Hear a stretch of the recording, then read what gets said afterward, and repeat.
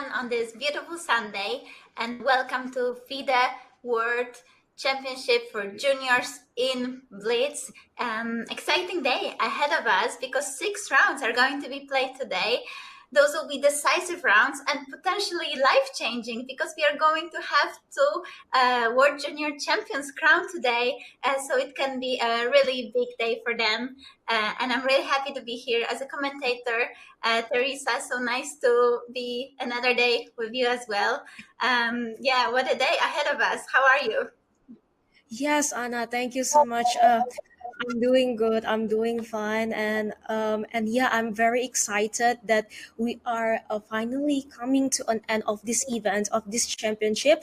I am very excited, but at the other side, I'm also feeling a bit emotional because this is the last day after roughly five days we've been doing this commentating, and we have witnessed all of the games and everything that has happened in this prestigious tournament. Of course, FIDE World Junior Rapid and Blitz Chess Championship 2023, and well, for the first time being held in history.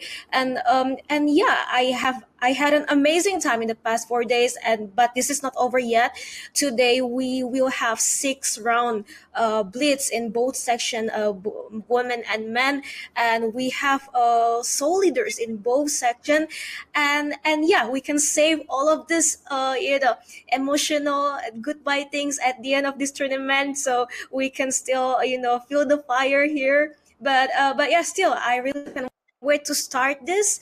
And thank you so much, Anna, for being here, and for delivering all of this, analyzing all the games with me, and also delivering all of the things to our dear viewers and make it even more exciting. And guys, and yeah, Anna, let's start today's commentary, and let's start the excitement of the last day of the championship.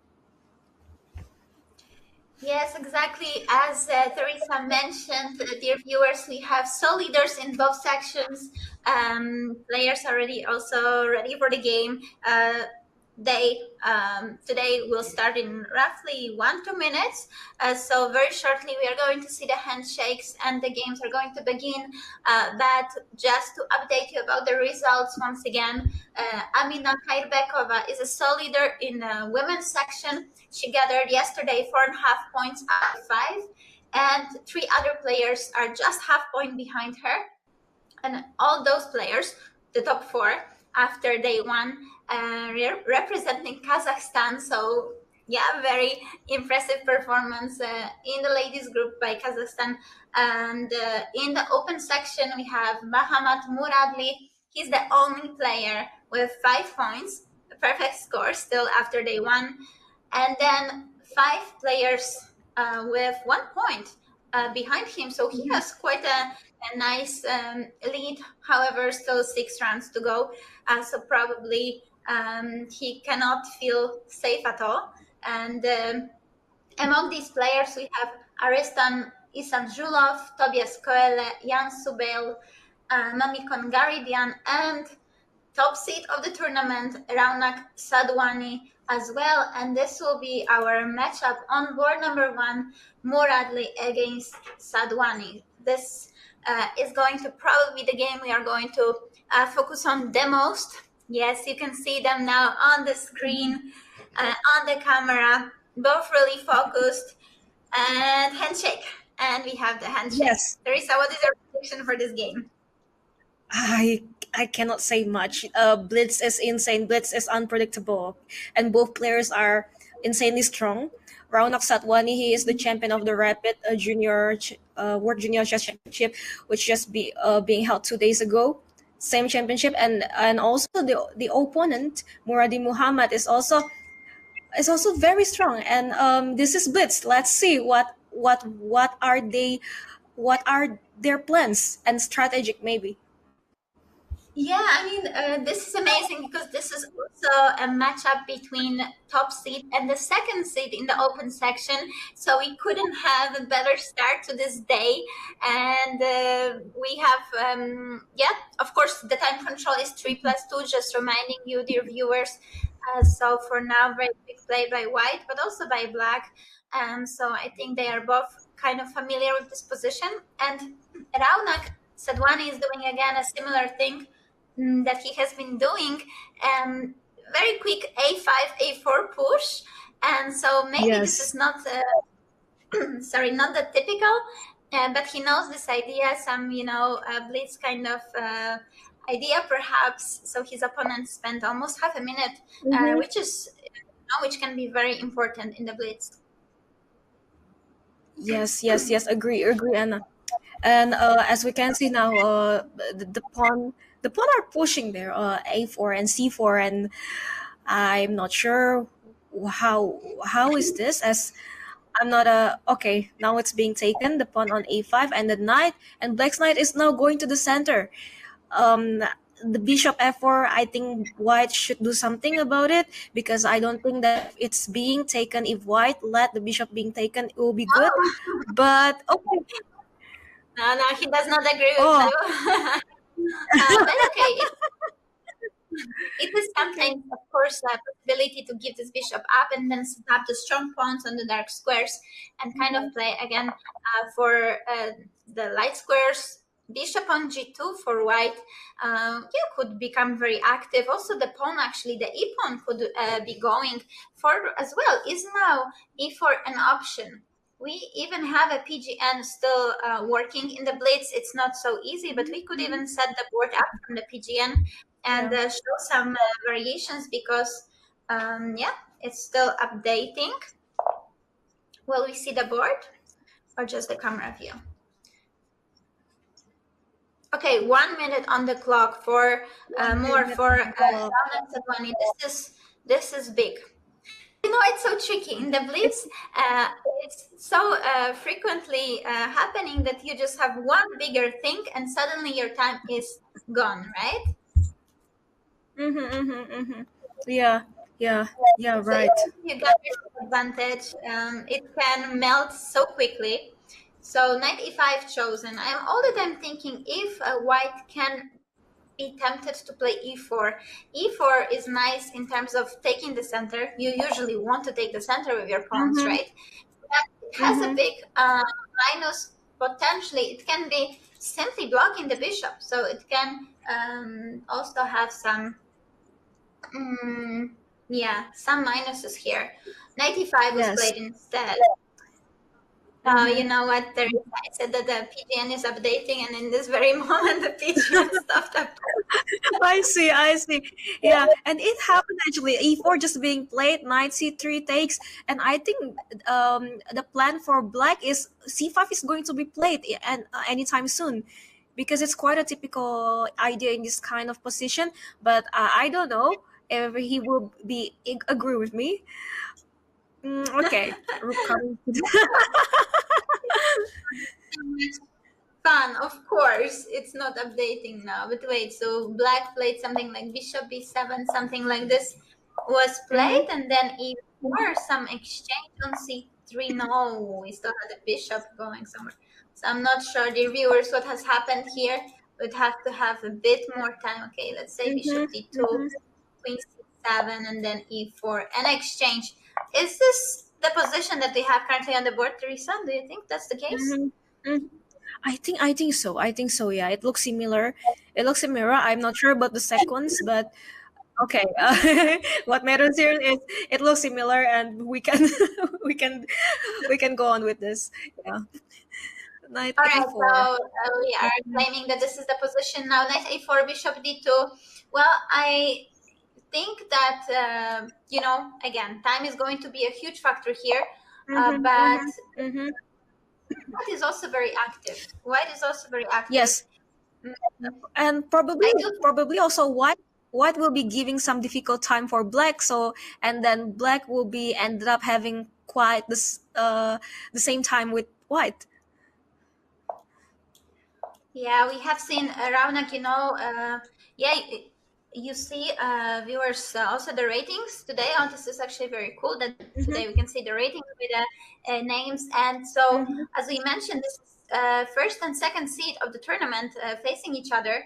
But the rating difference is 150 points. Raunak is really ahead in terms of rating, Yes, but yes. we have seen him lose some points, of course, and he had 2 draws in the tournament, no loss, but together he is 1 point behind the current leader. And Okay. yeah, Anna, D5 just being played, and okay, we this is a very classic discussion. Do you think it would make an isolated pawn or pass pawn? Do you think D5 pawn is good or easily being taken and create, and it's just create weakness for white? Here is a strong pawn, I think, for now. Hopefully for white, Yeah, yeah, yeah. okay. First glance, it seems like a strong pawn, and especially that if we can push it to d6, we have dark square bishop, and black doesn't have a dark square bishop, right? So here it somehow Yeah, feels. yes.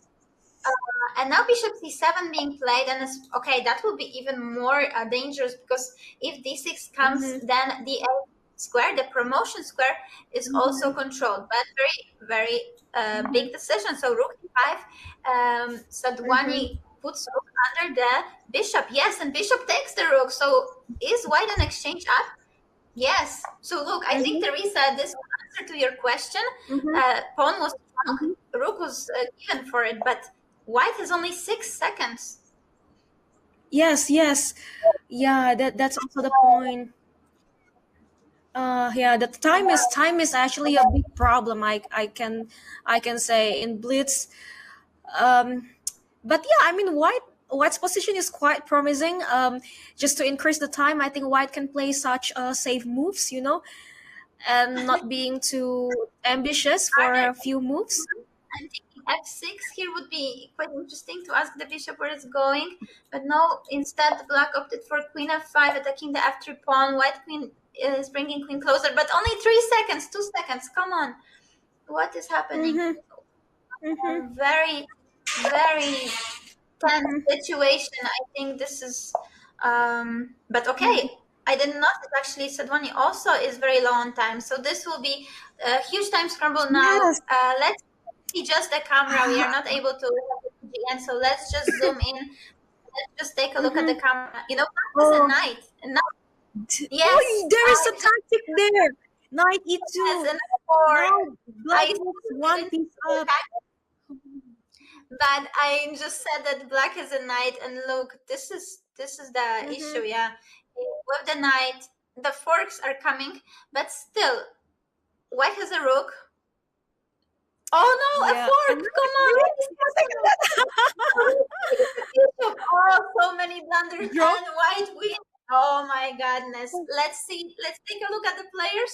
Can we see the players and their expressions for a I mean, moment? if I were playing as white, I would have just try. No, Instead of we resign. don't have a player to see expressions. He ran away, upset, of course, but a big, Yeah. big win. We have Muradli with 6 out of 6. That's incredible performance, winning the top seed. Board number 2, Caribbean against Coelho. Oh, Oh, quite, but I oh, guess there is a rook, but there is a pass pawn, unstoppable pass H. pawn there. Okay, Koala is winning, of course. King h2. This will be some kind of try by white to hold. Rook with the king Yeah, against but the this is king and the theoretically, of course, the queen owner is winning, yeah. But okay, yeah. let's see how he does this. There are some positions when you can actually hold quite a lot, but I think in the blitz it's not doable. I think it's so hard. And Yeah. now with this check, very soon fork will be Yes. coming. So Koala wins the game. Yes. Board number Yes. 3, And a draw between Isan Julov and Subeili. So that means that Tobias Koele is the only player with 5. Wow, and that also wow, means wow. that Is news for coming Murad. back. Yeah, but Yeah, Murad yeah, yeah. is now not only a leader, but he also has a really, really big lead. All right. Yes. Wow, that was intense. That was intense, especially this ending of the knight jumping, one player losing something with the fork, but then the pin coming on board number one. So much action, amazing. But this is why Yes. we love this competition so much. Yeah. Yeah. And the night jumps is indeed very dangerous, Anna. Because knight usually has so many squares that they can jump to, and within seconds, I think it's we are oftenly missed the squares to calculate, and then there are just squares that are that are very dangerous for knight to jump. For example, just like the fork, they just did, and some tactic combinations there. And even for high rated player, it's even hard, of course, to calculate in such a short time. So yeah, this is Blitz, and this is one of the things that makes it fun. I agree. Yeah, fun to watch. Fun to watch. Yeah, some players say that in the blitz or in big time trouble, knight is worth a rook because it's just so tricky, especially with many pieces on the board when there are still a Mm-hmm, lot of tactical possibilities. mm-hmm. Yeah, in the blitz, as Theresa said, there's so much that we can miss with those knight jumps. That knight Yeah, definitely yeah, yeah. is here. In the meantime, more or less, I believe first round of today has finished, but we were focusing on the open section. So let's take a look what has happened in the ladies section. Mm-hmm. And I see a different situation in the ladies section than with the open section, Oh, because the sole here leader the just being defeated. Okay. so here Amina Kairbekova, who was with 4.5 points, the only player, she lost her game against Sultan Bek. Mm, hmm. So Sultan Bek is on 5 out of 6. And let's see, on board number 2, we also had a big matchup. Oh, Mm-hmm. wow. Ksenia Balabayeva, the top seed of this group, lost her game with white pieces against Lia Kurmangalieva. And that Mm-hmm. means Leah is another player with 5 points. And she should play, I guess, with Sultan Bek unless they already face each other. No, I think they they haven't. haven't. I think they will play against each other. Yeah. So we can actually take a look at the pairings already. Mm. Meanwhile, Gokar Beidulayeva, she drew her game. So let's take a look at the pairings. Seventh round is going to Yeah. start in around 15 minutes, so players have a moment to catch their breath. But the pairings are already there, so we could take a look in the women's section. Yes, this matchup that we have mentioned, Yes. Kurmangaleva against Sultan Bek. Both players with Mm-hmm. 5 points fighting for the lead. Mm-hmm. What are the other matchups or results in this group, Theresa, that you'd like to highlight? Yeah. We have Kairbekov Amina here playing on board too, and she will be playing against Beidulaifa Gofar.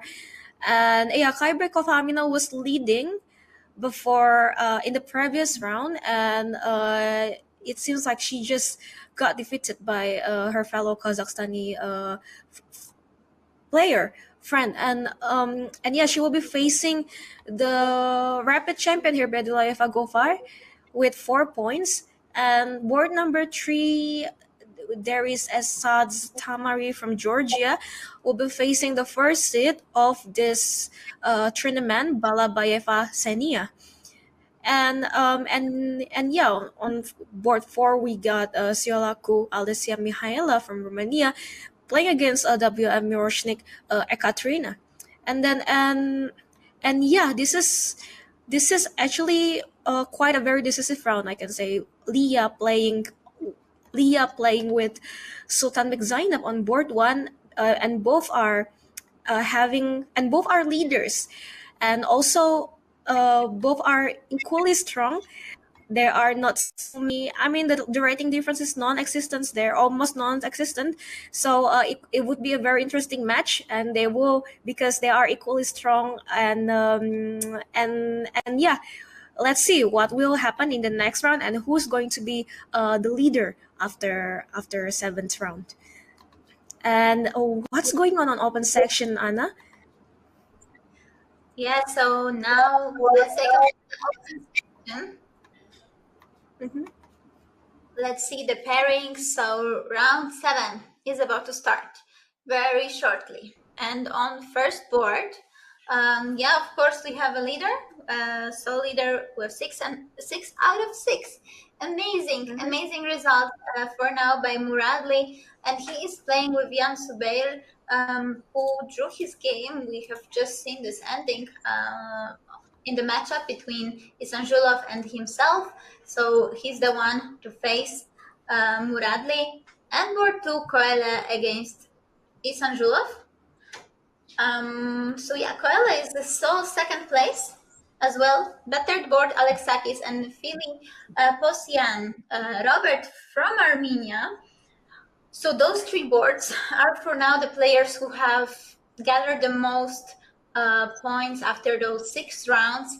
But yeah, 5 more to go. So I do believe that the players that you can see now on the board 4, 5, or even 6, those players are still in the game as well. If they have some 2 confident wins, they are going to join the pack as well. So anything can happen. Anything can happen. We don't know anything at all.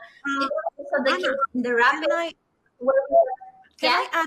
Can I add an interesting point in open section that that just came across my mind? So the sole leader here with 6 points, Muradli Muhammad, is, I can say, quite in a comfortable position, because a player who got the nearest point with him is Scarlett Tobias with 5 points, which is 1 point below him, but he already played against him. So I can say this is quite a comfortable position for Muradli in this tournament, and his chance to win this tournament is very big, as of course one of the reasons are the point that I just mentioned. Yeah, I completely agree with you. This is a really comfortable situation, and it could mean that it is at least objectively easier for him. At the same time, I want to kind of, get back to this point that we were mentioning.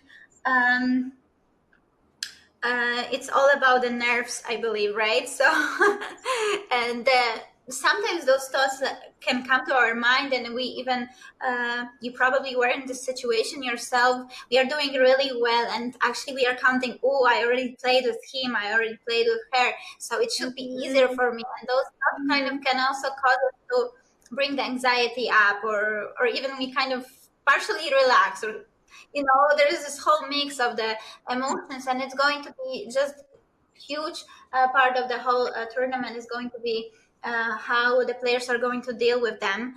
Just before we started the broadcast, I was actually following the final of the tennis tournament. There was a big final of the Shanghai Masters, and Rublev was playing Hurkacz, 2 very strong tennis players.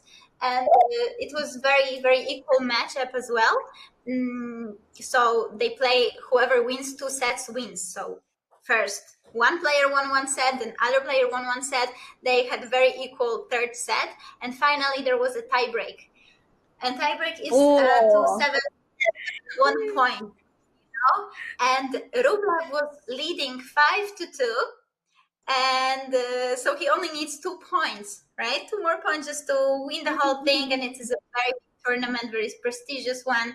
Actually, Roger Federer was on the stands watching them, and I think actually some nerves played part, even for them, they are professionals, they are adults already playing for years, because he ended up losing the game, so somehow other player, the Polish player, actually, yeah, so I was cheering for him. He managed to get back, and then there were multiple match points for both players. But somehow, I think also for them, it was the player who managed to hold his emotions better, or at least even you have big emotions. Of course, it's normal, but you don't really allow it to affect your actual game so much. So I think, yeah, this was just like I don't know, half an hour before we started commentating, and there it played a big role, I believe, and I think today it's going to be very similar in our event. So let's see. But at the same time, I do agree with you that he is looking great. Muradli with 6 out of 6 played already with so many strong players. So looking on paper, he has a great situation. Yes, Anna. Yeah, one thing that is we have similar in all sports are this psychological things behind it, behind this, probably, all sports we have technically we have different systems, we have different methods, we have different rules of game, but one thing that's similar in every sports that are the emotional, the psychology behind it, we all have it, and we when we talk as a chess player with many athletes, regardless of which sports fields they do, but we can relate in this topic, we can relate in this psychological topic about mental pressure, about when we are leading, about when we are having comfortable position, and actually it's not comfortable because all the nerves, all the pressures are there. So it is amazing the story that you shared, and it is also very good, that you are watching tennis before commentating chess, and actually it's really a lot, because it's all sport, and you can actually see, you can actually relate of what happened with even in the tennis, and you can like synchronize it to chess. Yeah, I agree with you. I agree with you. Yeah, this is certainly what connects all the sports. So I actually feel very connected also when I watch, especially tennis, which is my favorite sport to follow. And yeah, I see just how hard it is for them. And mistakes obviously come, and they happen to even the greatest champions. But I kind of know how it feels. Of course, those prestigious events are way bigger than I have even played, but still, I do. I think on a psychological level, relate to what I'm going through. Yeah. But yeah, we have taken a look at the pairings already, right? And I was still checking how did our leader, we are mentioning he's leading his situation, how did he do in the rapid? And in rapid, he actually ended 13th, so way below his rating. And I wonder, how did he not only approach, but like how did the poor, let's say, result in the rapid affect his attitude to the blitz? Whether it maybe took some pressure off and he was like, okay, well, I played poorly here, now I have nothing to lose, I can just try my best. Or was he feeling like, okay, so Blitz is the last chance to prove, why he came to this event? It's always very interesting, right? The approach Yes, and yes. how the situation can be completely differently taken by players. Yeah. And this is actually this is actually a very interesting point that you made.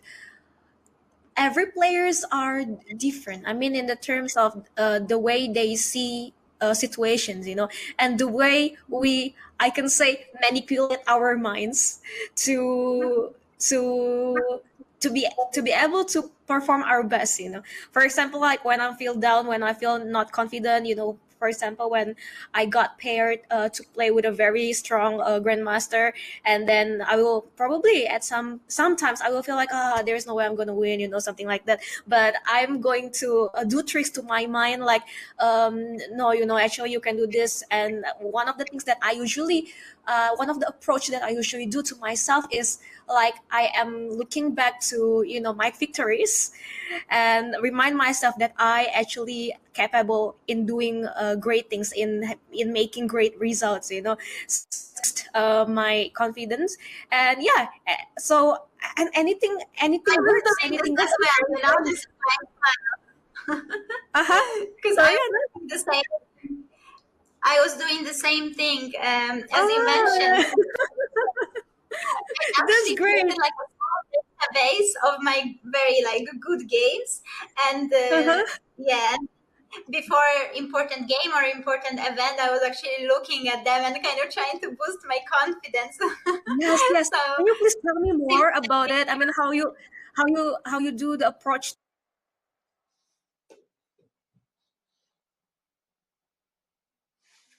to yourself? Can you hear me? I think, yeah, I think we have lost you for a second, but it seems to be good now, Oh, right? okay. Yes. Yeah. Is yes. I was saying. I mean, if the players are still not there yet, I mean, I have some things to add. Oh, they are The starting. players are Let's just. Okay. there. We can follow the cameras. We still have a couple of minutes Mm-hmm. to start. So if you have something to add, it was a really interesting topic. I think, how to Okay. No. stay in good Yeah, spirits. I was just very very excited and also feel very good that we have some similarities as chess players, in order to do some approachment when we got to like boost our confidence. And then you just said that you are also doing the same thing as me oftentimes. And I want you to tell me more how exactly you do this approachment to yourself when you are facing the situation that I just mentioned.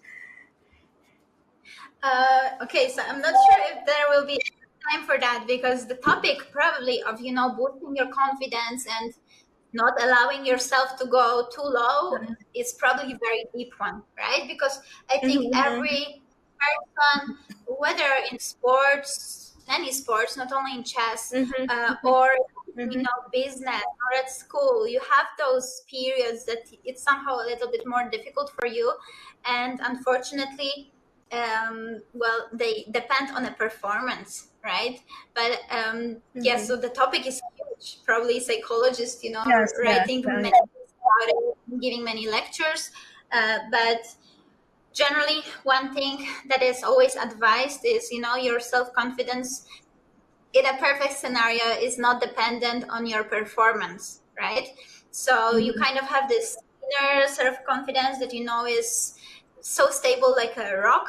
And people mhm. in sport very frequently work with psychologists, right, to build it like it's Yeah. inside. And then those outside factors are not going to influence you so much. But it's easier said than done. So let's jump to the action, because Thank round you. today, the seventh round of the championship has Mhm, just started.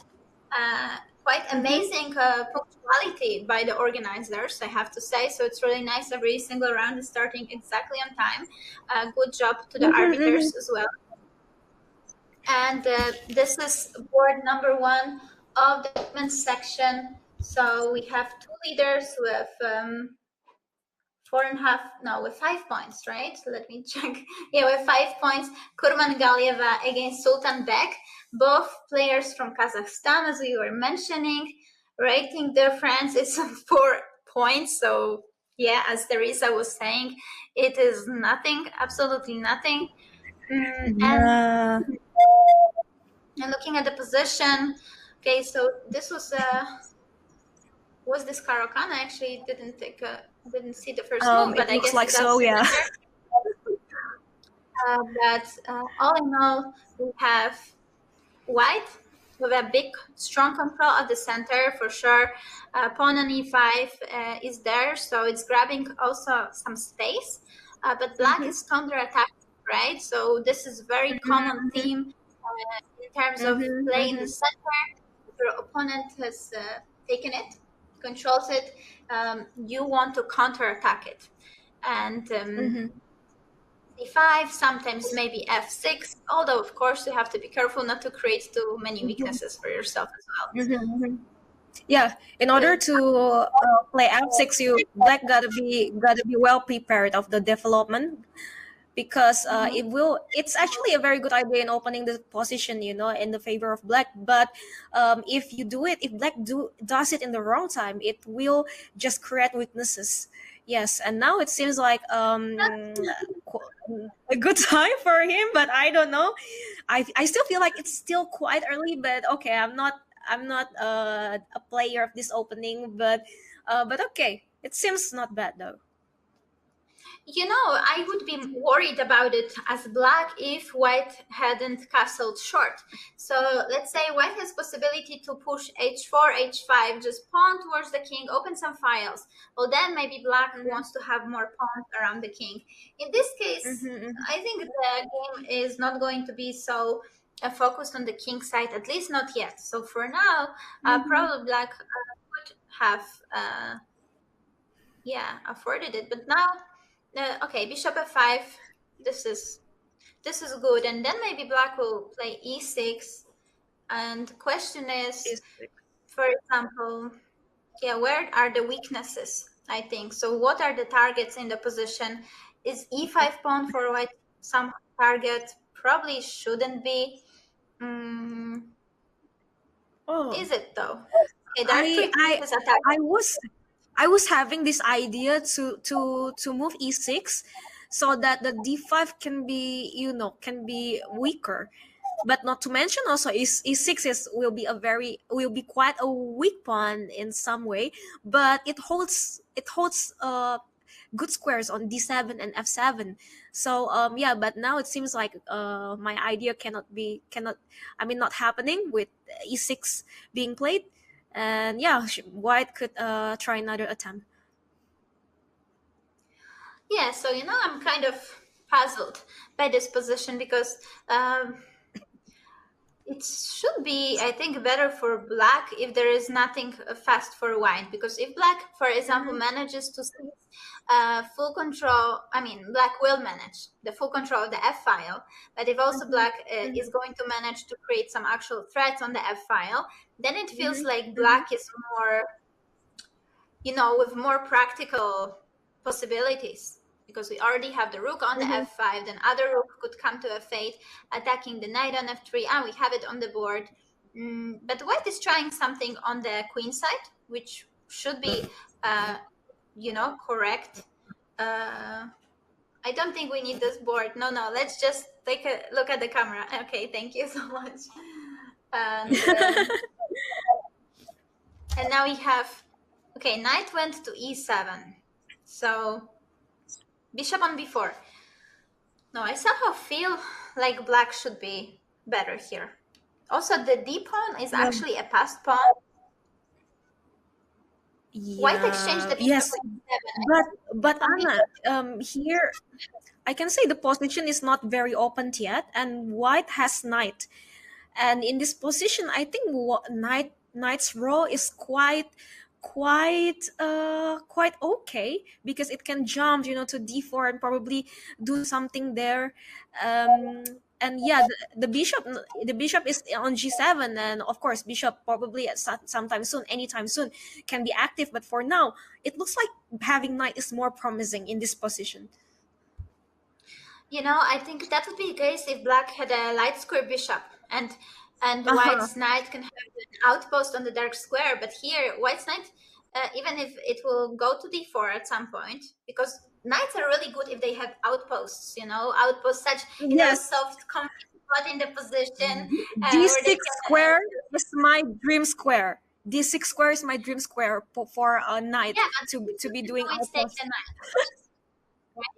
The bishop Yeah. could take the knight. So that is kind of the thing that Yeah. square that knight could be wanting to settle in.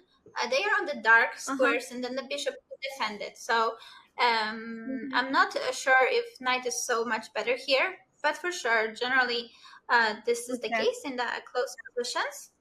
Mm, I don't like the fact that the black rook went around somewhere and now it's on the other side of the board. I'm not sure if it was necessary. So I think this is actually quite a close position. Both players have their, you know, Yeah, their but now Sifal is being controlled totally by black, and this is terrifying for white. In my eyes, this is not a good news for white. well, white is, I guess, going to try some push a5, but for now it's not possible. Okay, Mm-hmm. she's exchanging one pair of rooks. So we have rook And c1 now exchange. the queen will be moving to c file to support, and to control even more. Okay, d4 being played. I think it's not But bad. they're Yeah, already yeah, so low on time. White is going. Oh wow, this is some tactics. So white is claiming my rook is not hanging because queen on d7 is undefended, and now yeah. white is attacking the pawn. Wait, is rook d4 possible? Oh, What is happening? Black I, black I just think it's. blundered. What I is think. happening? Can we Well, see players? what? Can we? What? No, wait. Oh, okay, okay, okay, okay, okay. Oh, I didn't see it coming. This is actually not very bad for black, but I'm not sure. No, this is not good. I mean, white has a queen This and is not good. Yeah, yeah, yeah, yeah, yeah. no Yeah. risk. And now the question is if it's winning. But wait, white I has think even a the pawn. moment black moved a d4, I think black didn't calculate this. Black wasn't see this. Black didn't see it coming, if it's going to be like this. So, yes. Oh wow, But we what can make some a turnaround. fortress here, Anna. Can we? I think maybe it would be possible if white didn't have this extra pawn on the king side. But if we look at the king side, white has three Oh. pawns and black has two pawns. So I think Mhm, be uh, there should be ways to break through and create some mating possibilities mhm. as well. So now, for example, pawn h5 and g6 square Oh, is very weak. yeah, Black you're is totally trying. right. Okay, F4 actually, is coming. I think it has to be winning in a practical game, but of course black is trying. So yeah, dear viewers, the fortress is kind of one side is standing and defending all of the squares, at least trying to defend them, and claiming even though you have better pieces, like more valuable Hmm. pieces, there is no way through for you. And yeah, this is often possible, for example, in such a Hmm. situation where one side has queen, other side has rook, Hmm. and a minor piece. And we cannot forget that there is really, really little time, and white has gone even to 3 seconds at one point. So I this think is A5 still an can be open game. played to do some breakthrough and to put pressure on, say, A7. I don't know, but I think while playing, while moving the moves, white is thinking. This is one of the tricks, on how to save time, and this within seconds. So, Now white is winning oh, an now the a7 A7. pawn and Oh, it's so pawn, good. so that's Okay. game over. Black needed to keep the rook on the seventh rank, so now it will be for sure good for white, and she's doing very good things. So she's giving some checks, Mm-hmm. but it has to be winning now with the two passed pawns for white. You still Yeah. gotta be careful as always in blitz, not to blunder something. It's a very Mm-hmm. good thing also that white is doing. She's keeping her king on the light squares, Mm-hmm. because if your opponent has a dark square bishop, it is Yes. much better to have your pieces on the light squares, and then Uh-huh. just harder to blunder something because at least the bishop cannot attack your Yes. king. So now we have To seen a prevent any queen. blunder. Yeah, bishop needed to be given Mhm. up. And now I think even queen f5 will come. Yes, queen f5, just Oh, exchanging queen for.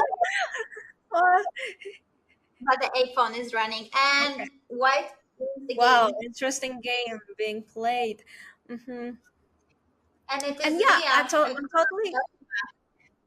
who wins yes, the I game. totally Yeah, agree with you, needless to Anna. This is actually one of the simplest thing on how to prevent blunders when we are on seconds.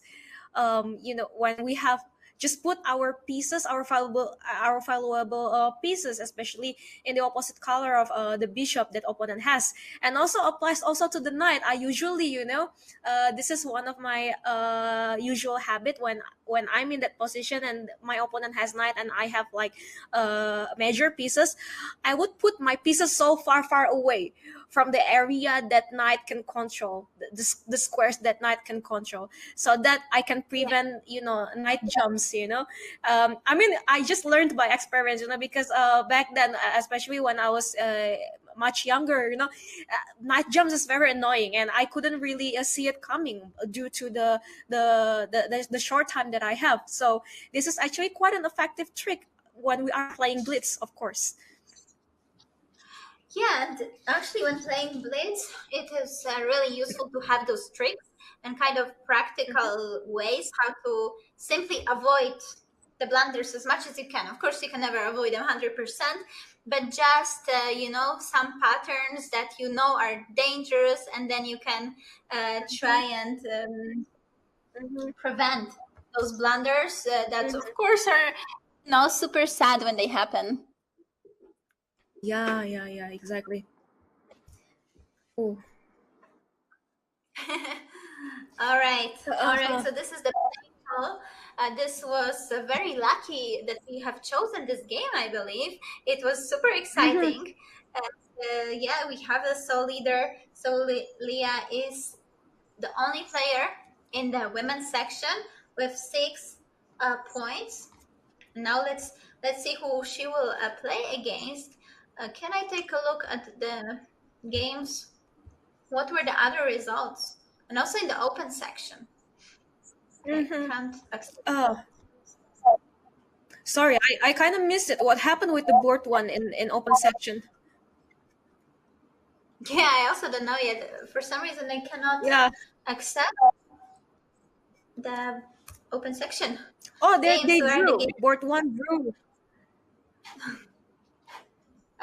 Since we have a bit more than 15 minutes till the next. No. Yeah, is Mm-hmm. that correct? Next round will be Yes, in I think. 15 minutes, right? Maybe we could take a look at this board one. Let me try to open it. Let me try. Can I? Uh-huh. Who knows? This was seventh round, right? Yes. Okay.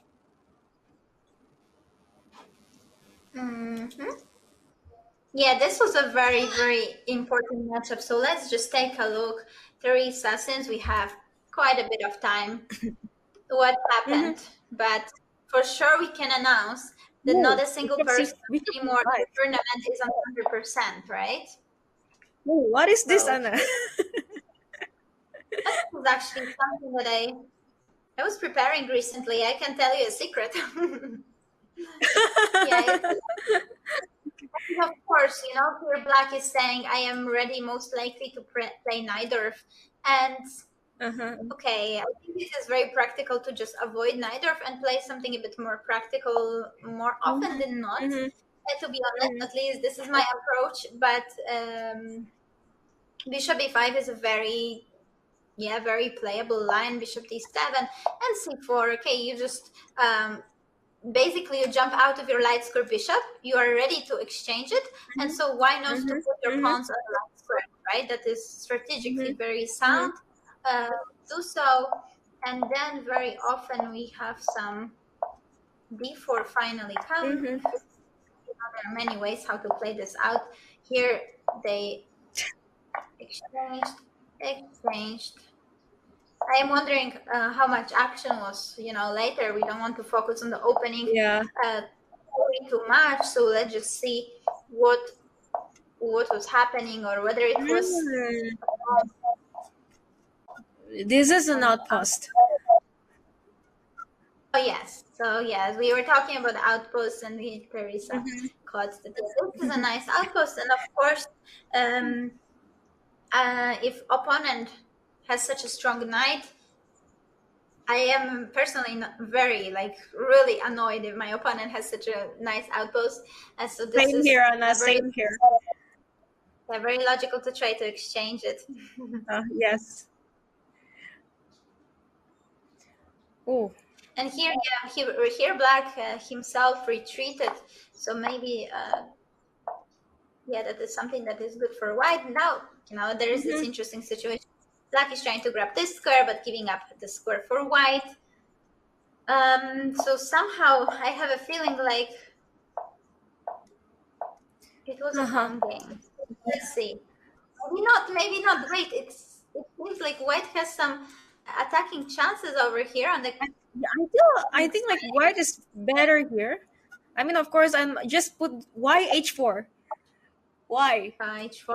I was thinking, and I was thinking move to put the rook to e3, and then to take the rook to the king, to the black's king area, and yes, but okay, h4 Mm, probably, h5 and three something about better, it. right?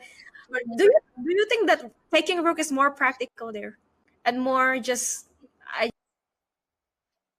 You know what, Rook D3, I feel like for sure this is a move that should be considered at some point, because think rooks just actually both prevent some attacks and can come to some square to help. But I do like H4 move in general, so I think it's a matter of choosing which move is more useful first, because I feel like they're okay. both very strong. They both help Mm-hmm, White to increase the pressure on the king side. So mm-hmm. in the blitz, maybe even I would say that H4 um, makes sense first, because some pawn Mm-hmm. move, some attacks, and Yeah, yeah, yeah, opponent. yeah. So you're kind of putting him under Mm. bigger pressure. Queen d7, Yes. bringing the queen closer. That makes sense. Ooh, so White Oh, even won an exchange. is that a blunder, or I think so? Or maybe, yeah, it could be a blunder. It could as well be, because in this position, what strikes me first is that it's really difficult for Black to actually join the king side comfortably, Uh-huh. right? Without, Mm-hmm. yeah, such moves like d7. So maybe he was just too afraid of those possible attacks by White, and he decided, well, I have a strong knight, so maybe it's better to give the exchange up. I'm not sure, of course, what was the reasoning, or was it just a blunder? But sometimes we get so afraid about our king that we prefer to give Yes. something up, just not to get Mm-hmm. this very dangerous Yeah, attack against but our. regardless of being exchanged down, actually the position of black is pretty solid. I mean, how to break through this position? I don't see many things. I don't see much to be done here for white. Yeah, it's a strong knight. We were talking about the outposts, and we see here this knight is Mm-hmm. really strong. Okay, there are probably some plans that White can try, but let's see how did it go in the game. Yeah, somehow everything Mm-hmm. is good. Um, Anna, a question. Do you think A4 was wise? I mean, by moving A4, it's just stopping all of the possible attack that white can do in that side. And also the B3 is being a burden now for white. You know, white rook should always Mhm. defend the B3, and there is no B4 anymore. So, what do you think about that move? It's I don't really like it, to be honest. Yeah, so we can get back to this moment.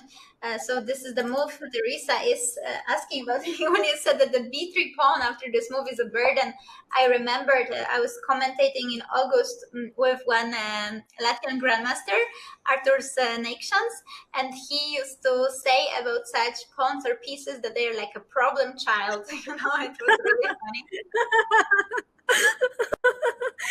I would like to describe this kind of one like that as well, a problematic child, because get a life, do some work, don't be a burden.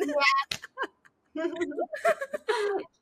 Yeah. Indeed, Black can always pressure. The knight is already perfectly positioned on d4, and now it's going to always attack.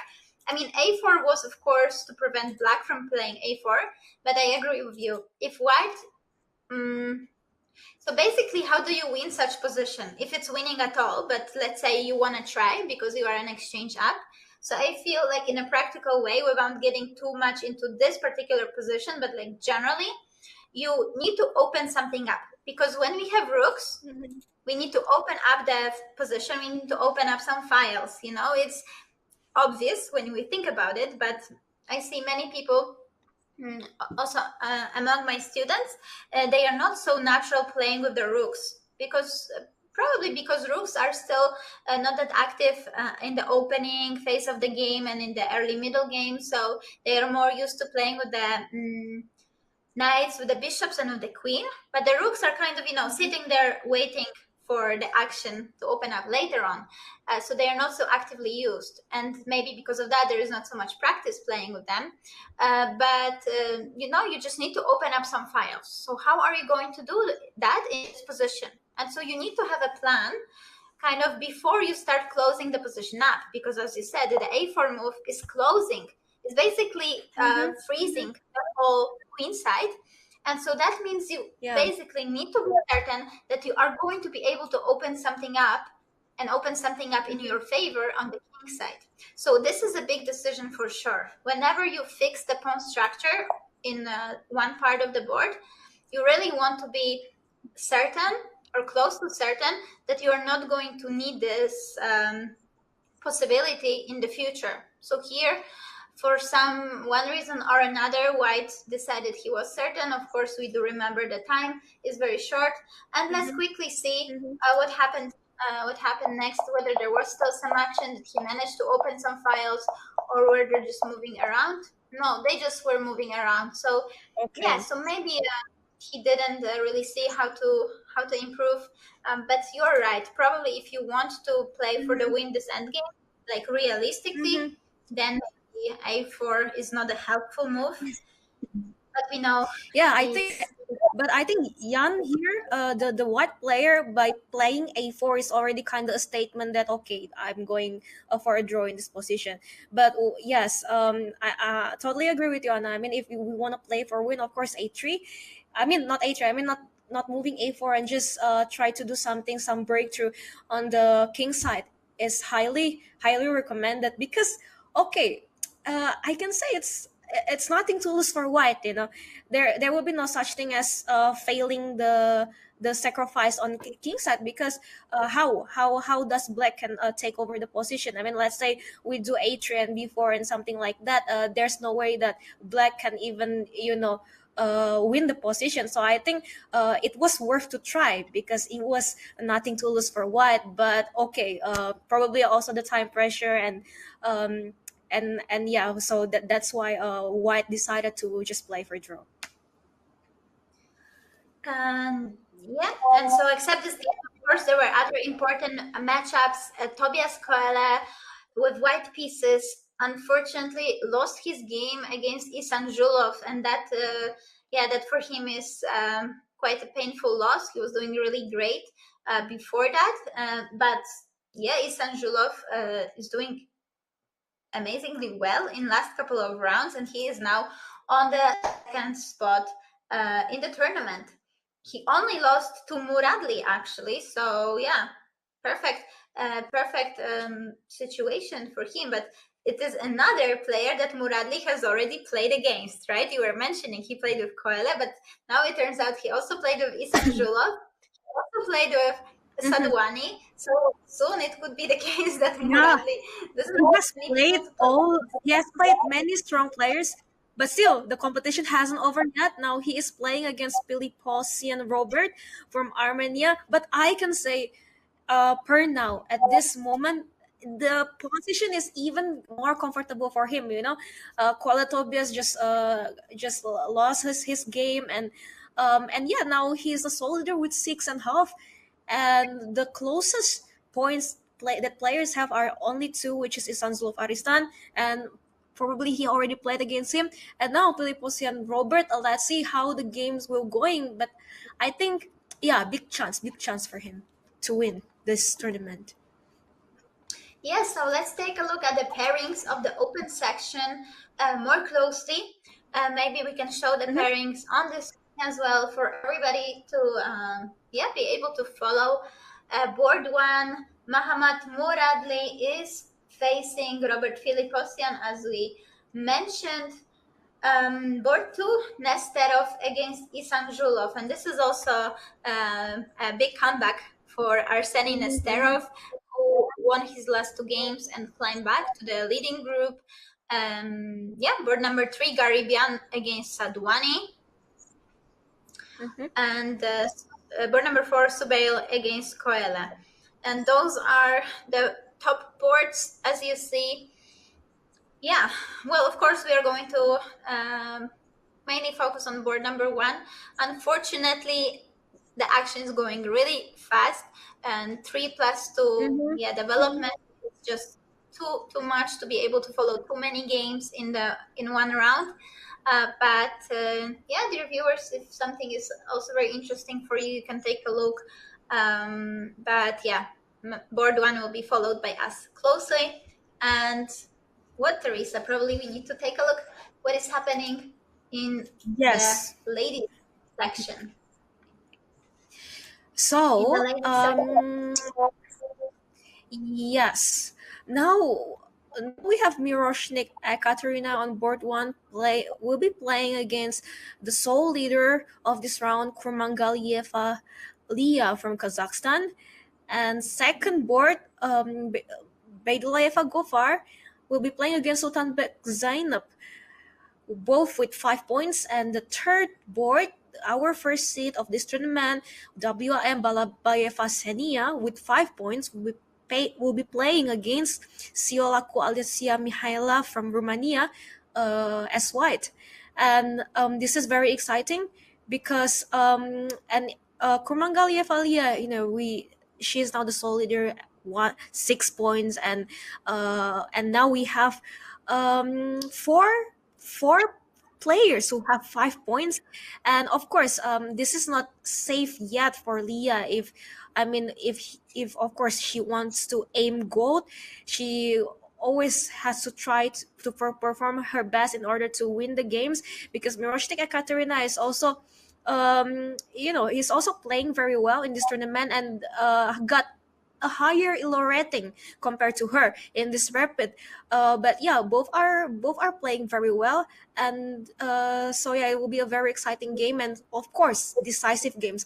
All of the remaining rounds are decisive for all these players for the medals. And the second board, Bedulayeva Gofar, yeah, she's coming back to the top boards, because we have seen her quite not in the top boards the recent rounds, and now we are glad to see her coming back.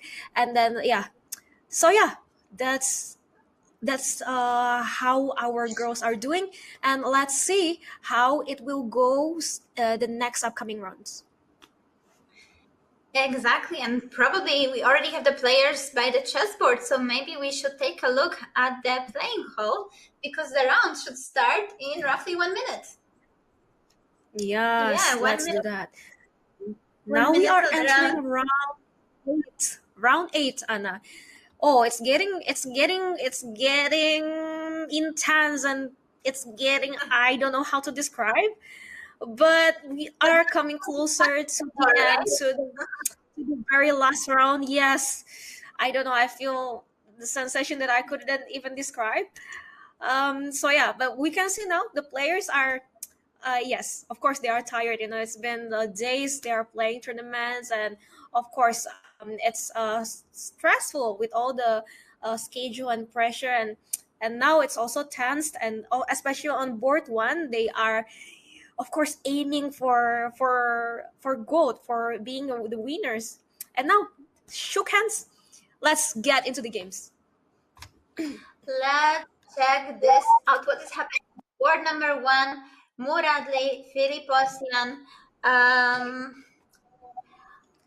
I really like that both players are in the shirts. They are very elegant, sharply dressed. This is Yeah, cool. our boys look good. Yeah, very nice. When the players look kind of solid, and this is also, I think, Mm-hmm. respectful to the tournament. Mm-hmm. Yeah, very very nice look by both of Yeah, them. And as this is the last day, and there will be a closing ceremony and prize distribution. So, yes, very nice to see they are well aware of that fact, and probably with a mindset that okay, I gotta dress nice because I'm going to go to the stage to take my medal. So I think that's a good mindset. yeah, actually, that is true. That is true. I agree with that. Some players prefer to be dressed nicely. Also about this topic we were mentioning, confidence, right? So it kind of Mhm. helps them to feel more ready. And for some, they prefer to be in maybe more sportish attire, like I don't know if sweatpants, but like more comfortable. So they also feel in the blitz, especially. Mhm. Some people Mhm. pay a big attention to that because they when they move their Yeah. hand, I don't know if you can see my hand, and when you Yes. have a shirt or something which is more tight, it can make your movements kind of not so natural, not so fast, and kind of disturb. Mhm. So they opt for something more loose, just to be as fast and as kind of in the killer mode, to just come and do the business. Yes, some players really pay big attention to those little things. So if somebody comes in a more sportish attire, Agree. it also might just mean that this is what's best for them in terms of performance, and at the end of the day, that is the key factor.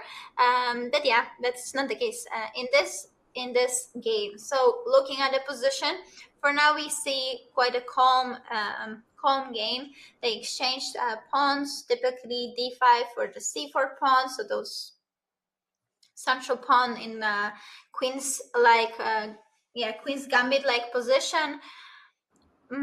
What more can we say? So both sides, I think, have some issues with their bishop that is on the queen side. It still needs some Mhm. bigger activity. Yeah, now Mhm. e5, black counterattacks the center.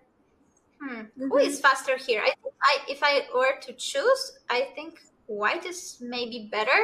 I really like the light square bishop on the long diagonal for now, at least for the Mhm. time being. Somehow, what I noticed first is light square bishop, Yeah. and general activity, but maybe I am wrong. I might be wrong. That's also what catches my eyes. The bishop on g2, the fiancetta bishop on g2 looks very powerful.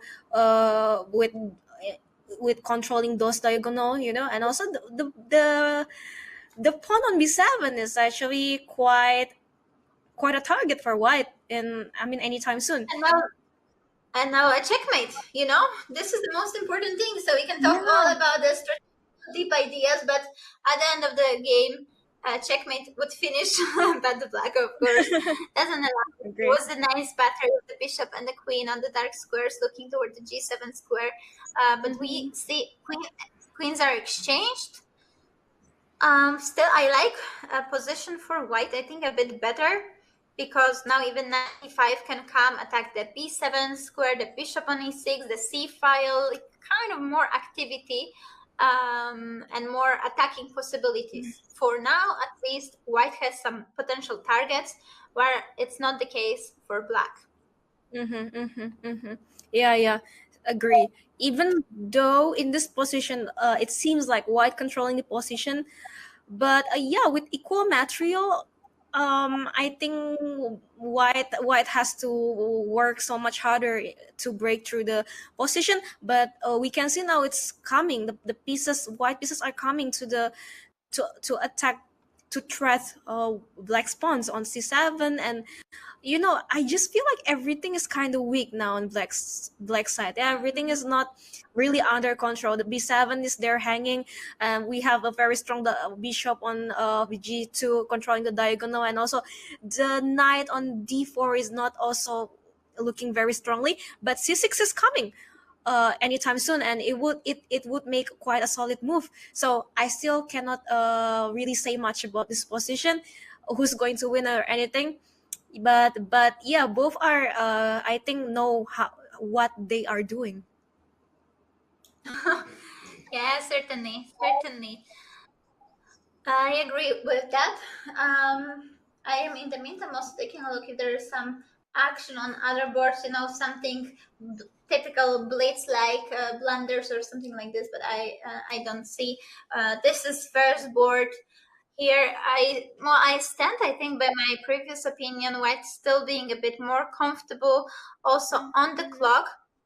Um, so just to remind you, with white pieces, we have the sole leader of the tournament, Muradli, and he is looking to extend his lead because only two players are trailing him with 1 point less, but then he will have already 1.5 point advantage. And this is Yes. round 8. We have in total 11 rounds, and our players are fighting for the world championship, for medals in world championships, but also for amazing prize fund, 2,500 euros. This is the price for the winner, and in total we have over 8,500 euros in the open section and over 3,500 euros in the women's section. So they have what to fight for. They really have what to fight for, and those rounds can really be for some of the players life changing, because getting a medal on the world championship is not a small deal. It can mean for some of Mhm. them funding for a year or even more. Yes. It can mean for them nice scholarships. So those are really important moments for those amazing young players here. Yes, and the countries also. I mean, the government will be appreciate them very much. For example, like 2 days ago when the rapid just finished and Raunak Satwani ended up becoming a champion in open section, the world rapid junior champion, and the prime minister of India tweeted on Twitter, or now the app is changing his name, congratulated him. So this is a big thing for sure. The prime minister of India himself congratulating him, and so this is the proof also that this is a very prestigious event. This is the world event. Yeah, very agree with you, Anna. This could be a life changing moment for players, these junior players. Yeah, this is a really nice fact that you shared. I didn't see it, so that's amazing, amazing recognition. And we know that chess is becoming more and more popular. So yeah, I'm very happy for Raunak in that case. But what is happening on the board? Still, white is pushing for sure. We see white is simply an exchange up. Is there also a pawn up for white? There is a pawn on if I know it, so it's equal with the pawns. But we have the knight, and we were mentioning that if there is still full board of pieces, knight is very dangerous, and you gotta worry. So Yeah, now some yeah, six, four. yeah. Okay, Oh, knight the is night just. jump. Oh, But but look yeah, I at mean that the eighth rank, the eighth eight rank is controlled by white. It looks promising for white. I mean, the eighth rank is totally controlled by white, and as long as the night jump is controlled, we know where it will come. I can say it's safe. Is there a checkmate, Anna? Yeah, it's almost a checkmate. So I am just following. Okay, Oh, the king side is also falling apart for black. It's completely winning position for Muradli, and he is winning his okay. game. We have handshake. Black resigned. Wow, what a win for him! This puts him in a really, really amazing position. 7.5 points Yeah. out of 8. He has only drew one. Actually, it was a nice escape by him. He was in some trouble, Mm-hmm. but maybe this is just his Mm-hmm. event. And not only just a very solid play by him, but help from Kaisa or from Luck or whoever. So even when he Mm-hmm. was in trouble, he managed to save it. And board one in the women's section, White is winning the game, I believe, right? There is Yeah. Black has two There points, is a but it's point, but the but pawn it's is the. So, so in this matchup, we have Ekaterina Miroshnik against current leader Lia Kurmangalieva, and is it winning? It has to be winning, right? No, I don't believe it is not Uh, winning. But what if Somehow, just move the what if just move the pawn on the h the h pawn? well, then king is coming closer, so they are making a draw. Wait, Oh, I am. Somehow, when I looked at the position, I thought it is.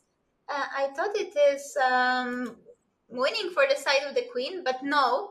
And that means it is a great result for Leah, who, if she lost this game, she would have lost also her sole leadership of the tournament with a draw because she had full point uh, advantage over the next player. She's still keeping her lead.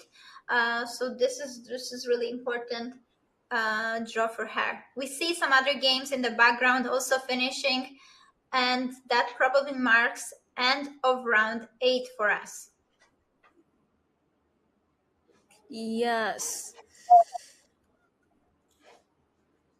I wanted to see I wanted to see this game in the women's section, the last one we were following, but I actually don't see. It seems it was not updated. Mm-hmm. Yes. And yeah, the pairing is not there yet.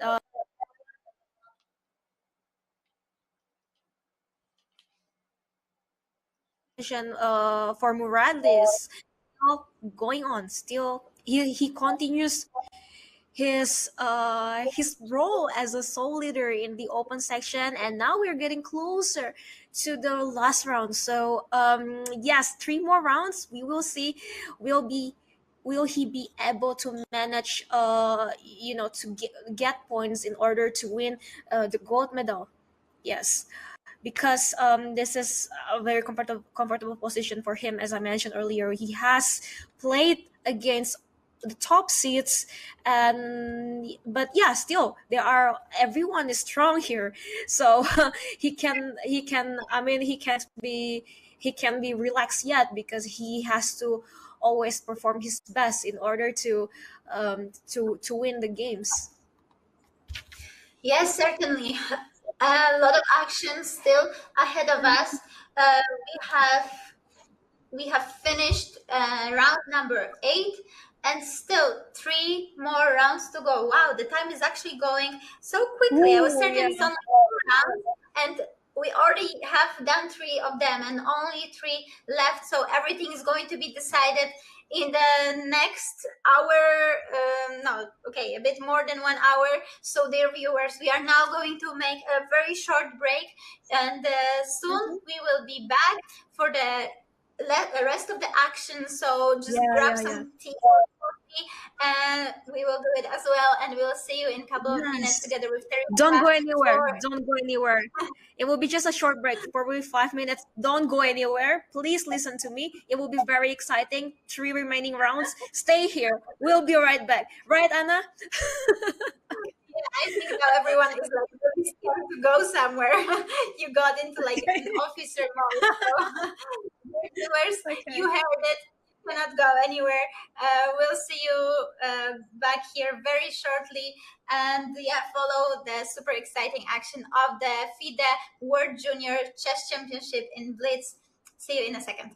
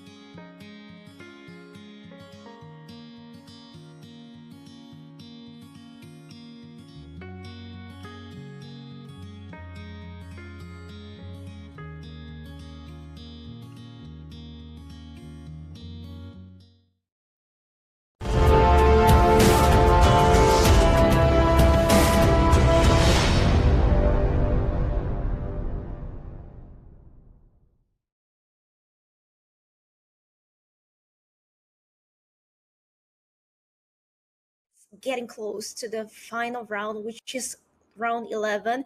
We have three remaining rounds, and this is very decisive rounds that we will be commentating, we will be watching, we'll be witnessing who is going first ever World Junior Blitz Chess Championship 2023. And yes, both in women and men's section. And yeah, Anna, how do you feel about this tournament that is, getting closer to the end? Oh, it is very. I think it's exciting that it's completely different in both sections, because in one of them we have, well, the leader is very clear with 1.5 point already at this point advantage. And then in the ladies section, yes, we also have a leader. So we have a sole leader, but it's only half a point. Then also many people with 1 point less. So the situation is way more open.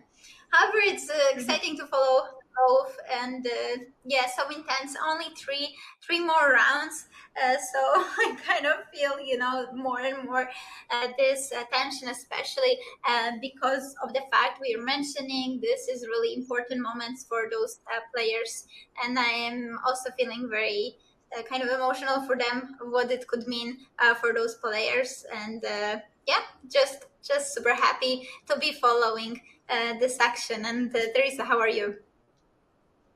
I am doing fine. I am doing great. I am very excited, and in for probably in around 1 hour roughly, we will witness a very historical moment, as I mentioned earlier. Who's going to be the winner? We will see, and yeah, let's see what is going on in both section, Anna. Who are the leaders, and who is that seemingly going to take the medals? Yeah, so let's start with the ladies this time, and I think we could follow them as well in this round. So let's see. Those are the pairings for the ninth round of the World Blitz Junior Championship. And as we see on the first board, Lia Kurmangalieva is of 6.5 points facing Nazarka Nurgali. Yeah, and it's 1.5 points. She has more than this player. She has played with many other players that have gathered more points. And interestingly, board number two, we see quite a comeback of Ksenia Balabayeva, who is now on 6 points, just to have a point behind. This is top seed of the tournament, and she will play Ekaterina Miroshnik. On the third board, Sofia Khryslova is playing with Gokar Beidulayeva, our winner from the rapid section. And then on the fourth board here as well, Amina Kairbekova. Look, this pairing is very interesting. Also, fifth board, Zeynep Sultanbek is on 5.5 points. You see such a mix. And this is due to the fact that many of the players have already faced each other, so they need to play some other opponents. And this is in the sleuth kind of tournaments. They cannot play each other anymore. So yeah, of course, board number one. Let's see if Leah is going to keep her lead or not. And then let's jump. The 5 minutes till the game. So let's jump and see the open section. Pairing Yes, of the the night. open section. Before I start the open section, there is actually an interesting fact that I noticed. Usually, of course, open section is tough, and usually it's more, I can say, more things happening in open section. That is, the uncertainties are more usually, and we have more certainties, and we can expect predict things easier in women's section. But what happened in this tournament is we have the sole leaders in open section with 7.5 points. Meanwhile, in girls section or in women's section, the sole leaders having 6.5 points. So this, I can say, rarely happened. Usually, in the open section, the leaders are having more diverse points and more players with similar points, or even share a tie and something like that. But now this is one of the interesting things that happened, and very very interesting and comfortable position for Muradi Muhammad, for sure. And now, Mhm. um, board one, Nesterov Arseny will be playing against our sole leader Muradli Muhammad on board one, playing as white with 5.5 points, 2 points below Muradli Muhammad. And second board, we have our top seed. We have our first seed, Grandmaster Statvani Raunak from India, will be facing Subeljan from Slovenia, with both sharing same points. And the third board, we have Isan Zulov Aristan from Kazakhstan will be playing as white against Alexakis Dimitris. And board number four, Piliposian Robert with 5.5 points will be playing against Grandmaster Garibian Mamikon from Armenia with 5 points. And this is very what will be happening will be very interesting. And yes, I am totally agree that Murad Muhammad is in a very comfortable situation right now. Remembering it's just 3 rounds remaining, and he is up there with 7.5 points, and we have three players who are having 6 points, but Maradli has played against all of them. But it hasn't over yet, because now he will be playing against the Grandmaster Nesterov Arseny, who is also playing pretty well. So yeah, let's see. Will he be able to manage his position to be a sole leader? And yeah, we will be focusing, of course, on the top boards in this round, because these are very decisive, and these boards will be deciding to take the medals, the top three places. And probably there will be tied amongst players, and there will be some tie that requires them to share the place, the medals. But yeah, this is very interesting. So let's see what will happen. It's getting closer to the end, and here we are. Will be very exciting to commentate and to deliver it, what's happening on board to you guys. Yes, board number one. Yeah, I would like to focus this time on the ladies. So we are going to follow this one, because a couple of the games we were starting with the open section. So yeah, so let's give some spotlight to our amazing female players. And the game has Mhm. started. And yeah, Leah against Nazerke, both from Kazakhstan. But again, we did not see this friendly chat anymore, right, Theresa? Just before the game, both players as were as more. what I mentioned, as what Yes, I mentioned exactly. yesterday, what I highlight, we will be, those friendly chat will be vanish when it comes to the decisive rounds. So I told you, enjoy it as long as it's there, because when we come to the decisive rounds, especially the three last round, there will be even more intense atmosphere from the tournament hall, for sure. Yes, and so this is board number one, of course, our leaders. But yeah, let's switch probably more to the girls in this round. Here, Arseny is thinking. Let's maybe zoom in on the board. And actually, yeah, here we see that Leah is in a like more comfy attire, while Nazarka is Mm-hmm. in a shirt. So this is what we were mentioning. Some players just Yeah.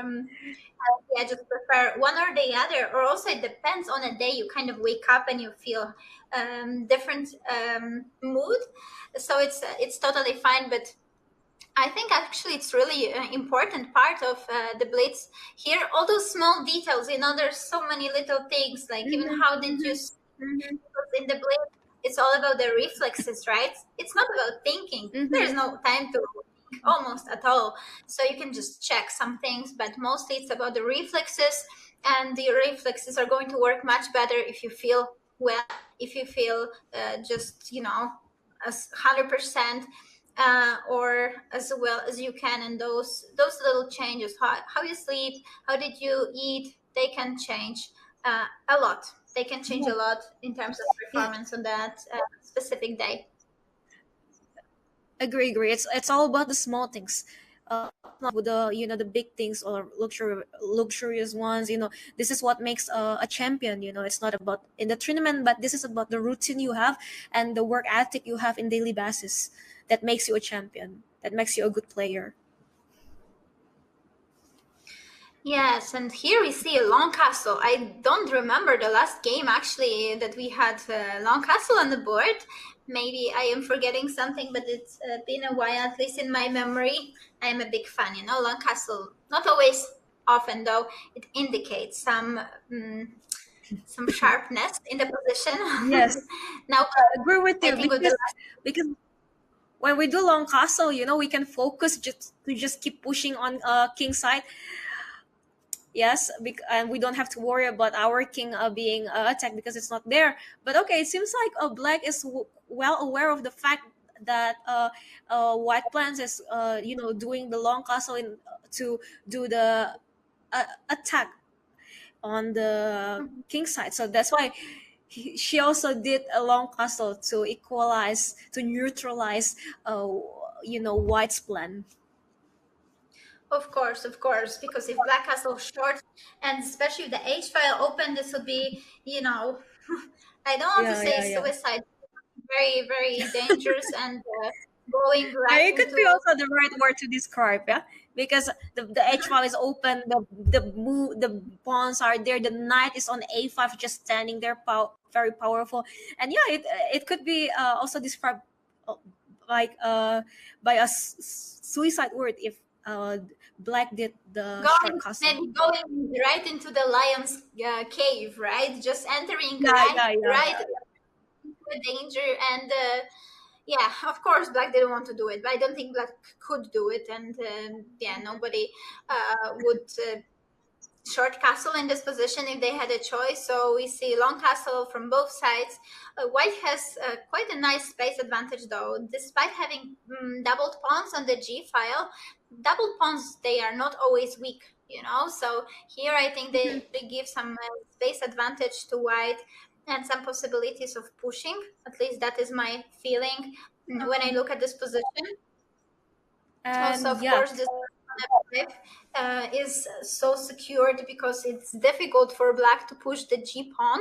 Black would like to play g6 to just attack it, but it's always going to be with a loss of the a6 pawn. So it is difficult to fight this knight. also I can see that black is quite annoyed by the knight on f5, that to try to maneuver, doing the maneuver knight to g8, knight to e7 in order to remove the knight on f5, but actually white has another knight to support, and now it's still there. So yeah, and I'm pretty sure we don't like this kind of outpost by our opponent, to have the knight in our territory, very very strong like that, and it would be our first instinct to find the way to to just get rid of the knight. And now I think that's what she's trying to do. Now another knight of black, she's trying to exchange it also with the knight on f5. So I think as chess players also, you can relate, we all can relate of how annoying this knight is and how much we want to get rid of that. Yes, absolutely. Knight b5 is not to bring the knight closer to the king side. It was just to put the knight on d6 as it is now, and to control this f5 square. So white retreated. Is she now gonna go to g6 in the future? There's also some possibilities to push f pawn to f5, try to seize control of the e6, although that would have been a very big decision. And now it is suddenly black that is having some activity on the e file. E pawn for white is now a target, and maybe it is actually black that also is feeling more comfortable here in this position. Mm, yeah, black is pushing h5, and it's half a minute more on the clock. Normally, it is not much, but in this case, it is 2 times more on the clock for black compared to white. Mhm. So, so Yes, I but think I think. I think the position is quite equal because White's knight is also doing something there. It keeps on jumping. The knight g6, and probably the next square would be knight f4, and just there, attacking the rook on e6. And then yeah, I just feel like White uh is actually doing good here. All right, so we have a fight. For me, black is better. I think black after f5 now is having such a big Oh pressure yeah. on the e3 that it will be, and also No, knight now it's d4 hanging. in the air. Okay. Now takes. I D4 is feel like hanging now. yeah. Yeah, I think I agree Now with there. you, Anna. You won. I'm sorry. Okay, of course.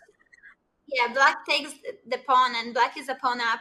It is still not necessarily, a win for black. White is trying to get some activity, but this is a second pawn. Yeah, it's difficult. Objectively, very difficult position for the current leader. Lia Kurmangalieva finds herself in a big trouble against, her compatriot from Kazakhstan. Wow, if this game really ends in favor of black, this will be a huge, just turn around of the tables in the women's section. With only 2 rounds to go, we'll have a situation when multiple players will become champions. Wow. Yeah. This is I think in the ladies section, the situation is more uncertain than in the men's section. Yeah, absolutely, especially with this game. I mean, for now it seems black is doing completely fine now, attacking the a2 pawn, but also threatening some checks. We have the check actually now on the board, but still not so easy to do something. White also has the knight. White is potentially ready to do some knight f5 jumps, some attacks. So let's see how this is going to develop. G4, putting the knight. But now I feel like after e2, it might be. Yeah, I feel black is going to now advance the passed pawn. But let's see.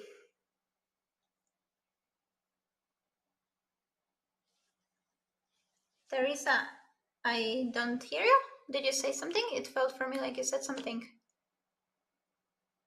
I don't hear you. But now knight c2. E2, and knight is threatening to give a check. Theresa, is your mic?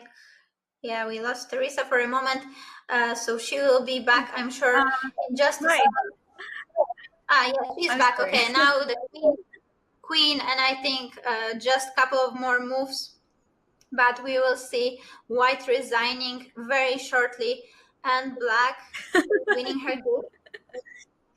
Yeah, I think that's what most likely will be happened. Why did she blunder? Oh no, she didn't blunder her rook. Okay, very nice exchange of the rooks, forced Okay. by black, and she wins her game. So Nurgalina Zerka, wow, what a turnaround! Mm-hmm. We have leader of the women's section losing her game with only 2 more rounds to go. This is a very important result in this section. Let's see, because Yes. Ksenia Balabanova, she was only half a point behind. If she won her game, then that means that she suddenly is taking a sole lead.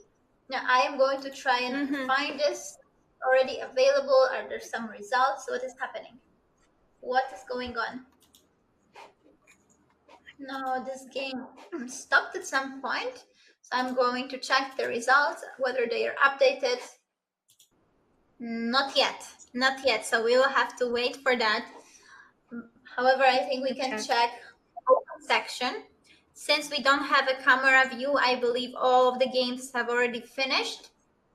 Yeah, and it is 11 minutes after the start of the round. This usually is also when all of the games are over. Um, Oh my really? goodness, look at that. it seems that we This is the had previous also round. a similar situation in the section, in the open section. Wait, let me open this for you. We need board round number 9. Just a second. This is a different round. Need to find 9th round. Look at that. Oh. Nestero wins the game against a leader, and this is a little bit different. This is a little bit different than in women's section because Muradli, he had 1.5 point advantage. Yes. Oh wow, what a He's still win. up there. Look at that. Beautiful. Beautiful. Wow, Oh my 25 God, moves. this So is nice. This is beautiful. yes, this is very nice motive, but just actually I will show you because the game was equal and in 2 moves everything happened, and it just shows how intense everything is. And Muradli also probably feels some pressure. Yes, he had 1.5 point advantage, so he still keeps the first place. He's still a sole leader as well, so he's kind of safe for now. But with 2 rounds to go after the loss, let's see how he recovers actually. So next round will be very crucial in the open section because our leader does not have such a big advantage anymore, and he will also be trying to recover after a loss. But let me just show you. Look at that, Theresa. So this was move 21, kind of equalish position. Okay, both sides having rook, bishop, queen, each side also having 5 pawns. And now look, okay, rook c1. Yeah, but the bishop, but white bishop is more powerful. Yeah, I mean, look at that diagonal. Oh, yeah, the Yeah, fork. Oh. it's still nothing. So queen f8 covers it, but I feel like rook c8 was a first, like a beginning of the trouble, you know, because in this type of position, especially in the blue, we were mentioning some things that you can try to do in order to avoid blunders in the blitz. So we were mentioning be careful about the forks. If your opponent has a certain bishop, maybe put your pieces on the other color so that your opponent cannot attack it. But also very important, and maybe more important than other rules, is try to have your pieces defended. And here rook c8 goes to an undefended square, and it follows other rules. So opponent has a dark square color bishop, rook went to the light square, makes sense. However, I feel that the rule of undefended pieces is even more important because look what happened after queen g4. The rook is attacked and the g7 pawn is attacked, so it's a double attack, and it puts a very big pressure on black. Queen f8 was played, so it still manages to hold both pieces. And now h4, which is a very practical move because first of all, you show that you can put some pressure on the king side, but also you make space for your king. So if sometime rook c1 comes, of course we want the bishop on b2, but first rank is not as weak. Absolutely. So h4 is a very useful move. And now rook c6 is a decisive blunder. But look at that. Already now rook d8 was possible. Already now rook d8 was possible, and he didn't see it. First he played h5. Oh, yes. Now black had some chance to still defend a little bit. It's still advantage for white, but he can still try to defend. But black missed it. And after h6, well, now white found. And after rook d8, look what a beautiful tactic. It's actually quite crazy that it happened 1 move later. But a beautiful tactic. Queen is pinned, queen g7 is coming. And of course, the big idea that if queen takes, queen was drawn away from the g7 and a checkmate is possible. Wow, what are your thoughts, Theresa, after such an upset on the first board? Yeah.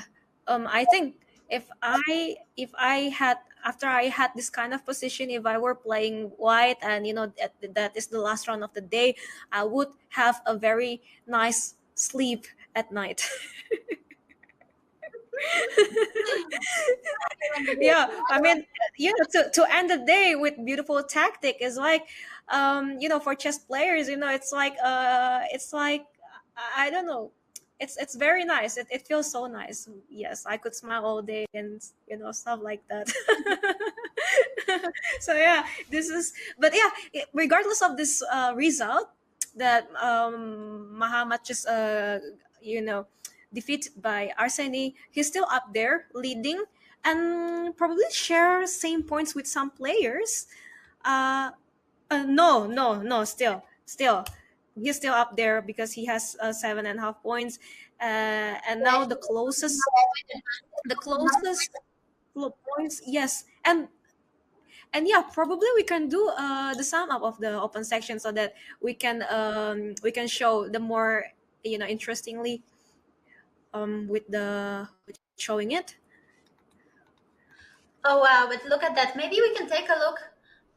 Yeah, let's take a look at the open section. And it's interesting. So Muradli, despite losing his game, he still has 1 point advantage because there was a draw in the previous round. So anything can still happen for sure. And he has played with almost everyone in the top. But Alexakis, I think he's the only one that he didn't play. So he will now face a Greek player. Alexakis is playing very well here, also performing really strongly in the rapid tournament. So I think this is a dangerous opponent for Bradley, and he needs to be really careful. Yes, agree, Anna. And yeah, because the board, the second board and third board, they are there, waiting for the fall down of the leader, so that probably one of them can catch the first place of the tournament. So yeah, this is indeed a very crucial moment, crucial games, remaining rounds for Muradi Muhammad. you know very decisive. It's whether he will be ended up as a winner, or he will not be able. So yes. And yeah, what do you think, Anna? Yeah, of course, let's not forget this is not only a fight for the gold, but this is also a fight for other medals, silver, bronze Uh-huh. medal, for Uh-huh. amazing prizes. So Absolutely. yeah, this is an amazing situation for us, as you know, the spectators, because we are not only commentators, we are also just simply enjoying the amazing battles Yes. so much, and everything that those young but already super strong players are doing. So yeah, we are, I think, just happy that there is such attention still in the open Mm-hmm. section as well. So Raunak Sadwani is also back on the second board. Will now face Mm-hmm. Nesterov after a very big, important win. Probably he's really pumped up after Mm-hmm. this. And then we have Konstantin Peyrer playing Subail. Yeah, this will also be a very important one for the medals. Yeah, all players in the top doing really well in the last couple of rounds. I'm also looking at the lower boards, whether we have some, surprising Yes. performances, lower rated players, but I'm not really. I don't see. So the rating favorites are doing well. And now let's see the women's section, and let's see how this loss of Leah Kurmangalieva has affected the whole standings in the Uh-huh. women's section. So let's see, round number 10. It's only two more rounds, dear viewers. Only last Two two more rounds. rounds. This is incredible. Yeah, so Nurgali is going to play with Balabayeva because, dear viewers, Balabayeva managed to win her game, so she overtakes her friend from Kazakhstan, Leah, and she's now a sole leader. So we have leaders changing in this section. This is, yeah, very exciting for the overall Mm-hmm. situation. And this can be a super close matchup once again. Nurgali with white pieces against Bayeva. On the first board in the women's section, Amina Kairbekova, who was a leader after first day, she is on the third position with 6.5. No, sorry, she is on a second position together with Leah. They are sharing 6.5 points, and she's playing Sofia Hryzlova. And yeah, on board number 3 we have Georgian Anastasia Kirtadze facing Lia Kurmangalieva, and very interesting from the psychological point of view for me, this situation that leaders, they both lost their games. So even though they're Mhm. still on a very high position, I mean, Yeah. it didn't really change much for Muratli. Uh-huh. He's still first, and he still has full point advantage, but he's after a loss. So I am really curious how will he do, how will Lia Kurmangalieva do after the loss, because in this situation, it's really crucial to be able to refocus, right? And just forget Mhm. about what has Mhm. happened in the previous game and get back to the 10th, 11th game. Just realize, okay, I got 2 more rounds to play. I just got to play them as well as I can. That it's not so easy. And we know, Theresa, that there are all those thoughts coming to our mind like, oh no, why have I Yes. done that? If I only did that, if I somehow manage to save a Mhm. draw Yeah, for yeah, yeah, Murat, yeah. those kind of thoughts, they can be coming, and then he's thinking, if I had a draw, I would have even more advantage, and I would be so much safer, before the last 2 rounds. So all those thoughts, they're just creating some big uh, Yeah. mess in your mind, and it's really important to be able to calm them down and just focus on the next rounds. But let's see how will they manage to do that. It is indeed a challenge for us, to silence our thoughts and to deal with our own thoughts, not only on the board but also off the board. Let's say in life in general, we have so many things going on in life. We have to be able to select the priorities. At the moment, what should we think about, and really,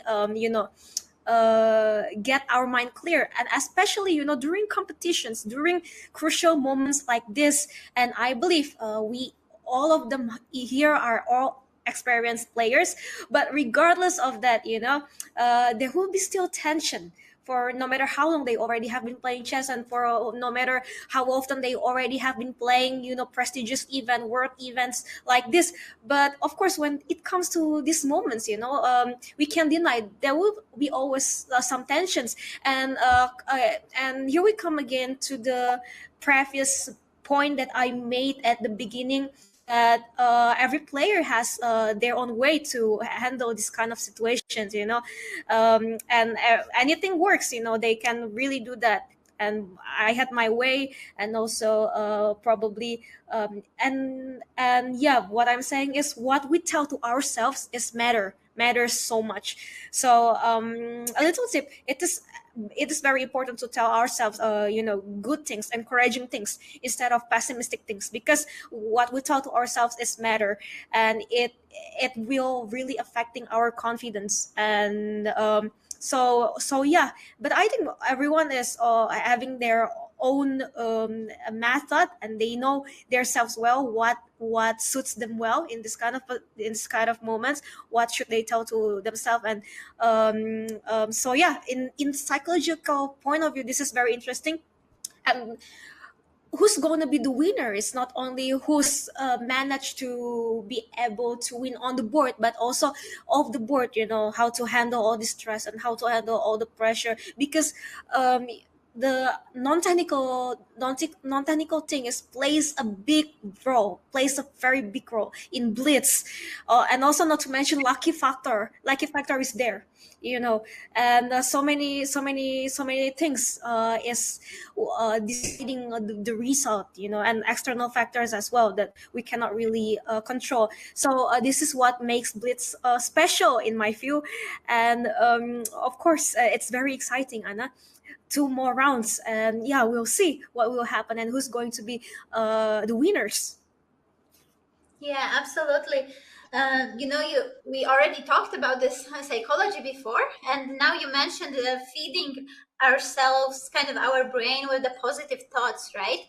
I feel Mm-hmm. like, yeah, it is very crucial, but also our environment, the closest people to us, Yeah. how they Yes. are doing and how they are supporting us.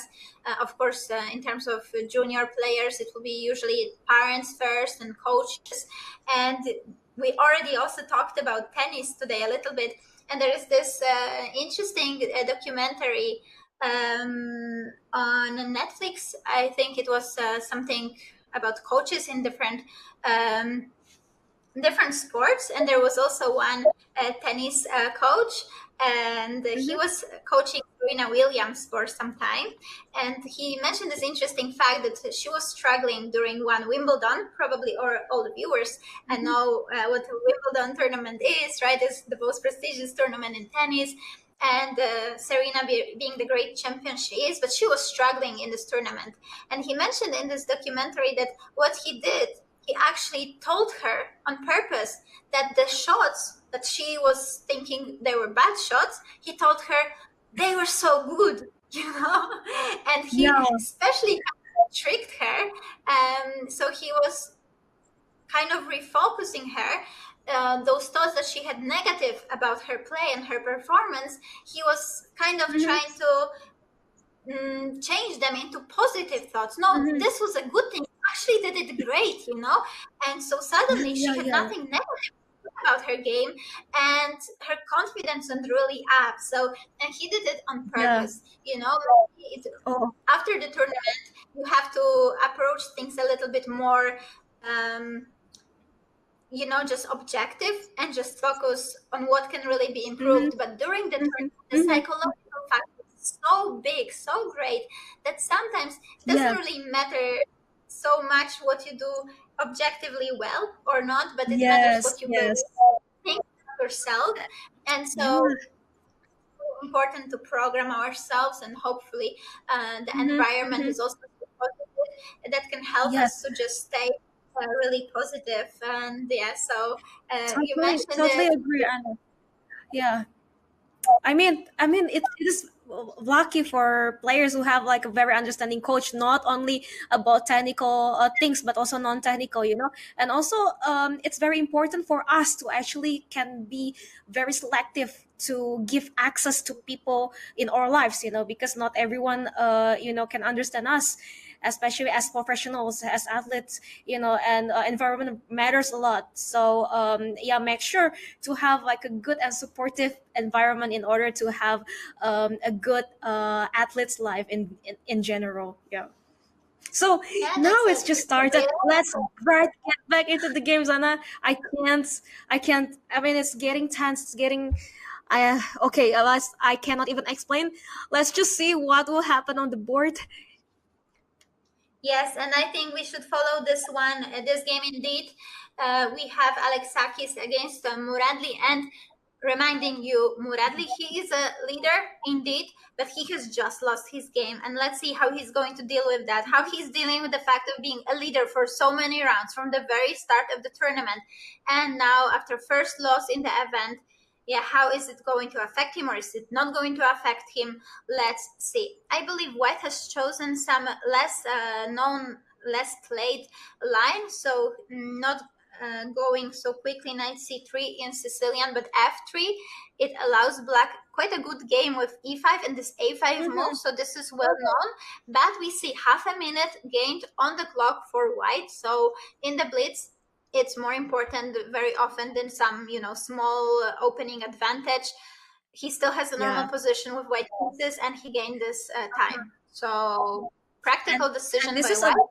this is this is one of the very interesting common facts that actually players tend to play like a sidelines or opening that they are not used to play on daily basis in the blitz. Yeah, and this happens so often, and that's what I have been seeing and this blitz tournament since the previous rounds even. So and it's actually quite a good strategy, especially as white. If you manage to confuse your opponent with sidelines or anything, even if it's not really accurate, but it managed to make your opponent confused, so it can drain your opponent's time. So this is actually quite a nice strategy to have. Yes, and now we have seen this interesting exchange on e7. So knight from d5, took bishop on e7. It's usually a big decision because this bishop is considered bad and knight is considered good, but somehow Alexakis rather quickly went for it. So I'm wondering whether this is an idea that he's familiar with in this particular position. Now maybe you saw the reviewers, he's just simply went with knight from d2 to b1, going to position to the starting position. But of course, this is not like a passive move, and he's not putting pieces back, but he is going with the knight somewhere. I actually was expecting c3, but maybe he defended the c4 pawn now. Maybe the knight will go to b5 later. I'm not sure, but for now, Black is also bringing the rook to the center, defending the central pawn. Both players just trying to improve their pieces, but I am really impressed. The speed with which White is making the move, making decisions, is really impressive. He has 2.5 minutes, 1.5 minutes on the clock for Muradli. And this is actually, I don't know, but it could add a little more pressure to Muradri, with this speed of playing from White player, because I don't know, but in that position playing Black, and in that position, like just playing against him, I mean just playing as him with this a position now, and what the big chance of winning the tournament, and seeing my opponent playing very fastly, it would add some pressure to me, because it feels like, he knows what he's doing, and I gotta think well, so that I could know all of the ideas, and I could find the rightest moves possible. Yes, I mean, when my opponent plays quickly, even in a classical game, that's pressure to me. And I kept not to mention in a Blitz game. Come on, this is a very big statement by White players saying, "I know what I'm doing here." As you mentioned, I feel confident. I feel comfortable. I don't need to think for more than 5 seconds on a move. You think. So yeah, I mean, Yeah, it's certainly this is reminding me of Raunak style of playing on the very last round of a rapid round. He just shows confidence, and seemingly it's giving quite a good effect on him, because probably this is also coming to a psychological point of view, what we tell to ourselves matters. So yeah, why not just tell ourselves that I can do this, just let me confidence, I can beat him. And yeah, I think this is also what is White doing now. Yeah, White still keeps this advantage, although the time is melting away a little bit. I guess, when you play really quickly, you want really that much of a plan. But now I think White is actually trying to come up with a plan, and it also is not so easy. The position is very kind of blocked. Both sides controlling many squares on their side of the board, and yeah, White has put a lot of pressure on the d6 pawn, but there is nothing there.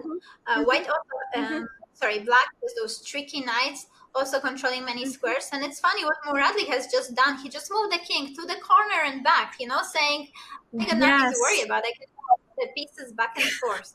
So I think now it's going to be a critical moment because the time of the players is closer. They are both under 1 minute, and very soon either they're going to repeat the moves or they're going to have to go for some decisive opening up of the position, some on the board are going to appear, and yeah, again, they don't have that much time to assess everything correctly. And yes, Black is looking pretty solid here. So if even game ended up draw, it would still be good for the Black player, because he's up there with 7.5 points, and even to draw the last 2 rounds, it's still good for him. But I have a feeling that Alexakis of course will play whatever to win, And now We it have a seems lot of like exchanges. something has happened. Black to the pawn on c4. White takes the pawn on d6. Black gives up exchange, but black can now take the bishop on e2. Yes, we have it on the board. And oh wow, but white takes a knight on c5. And the problem is that this small black pawn on b6 was defending both knights, but now if takes the bishop, then other knight on a5 is hanging, and maybe is Muradli losing? If he loses, it's going to be a very, very oh wow. No, the time. Managed to make a move on 1 second, but 1 second. Again, 1 second. What is happening? Well, objectively, I believe Alexakis is simply winning. And again on 1 second. Come on. This is also quite stressful for the white player because he's kind of. What happened? Again. Even us, even for the viewers and for the commentators, it's very frustrating, and now Alexakis is with an extra bishop. This is really bad for Muradli. This is really bad for him, the position, but he's still fighting. Wow. Okay, now they both need to kind of get their nerves together. No, actually, it is White that needs to get his nerves together because he is the one who will try to win this game.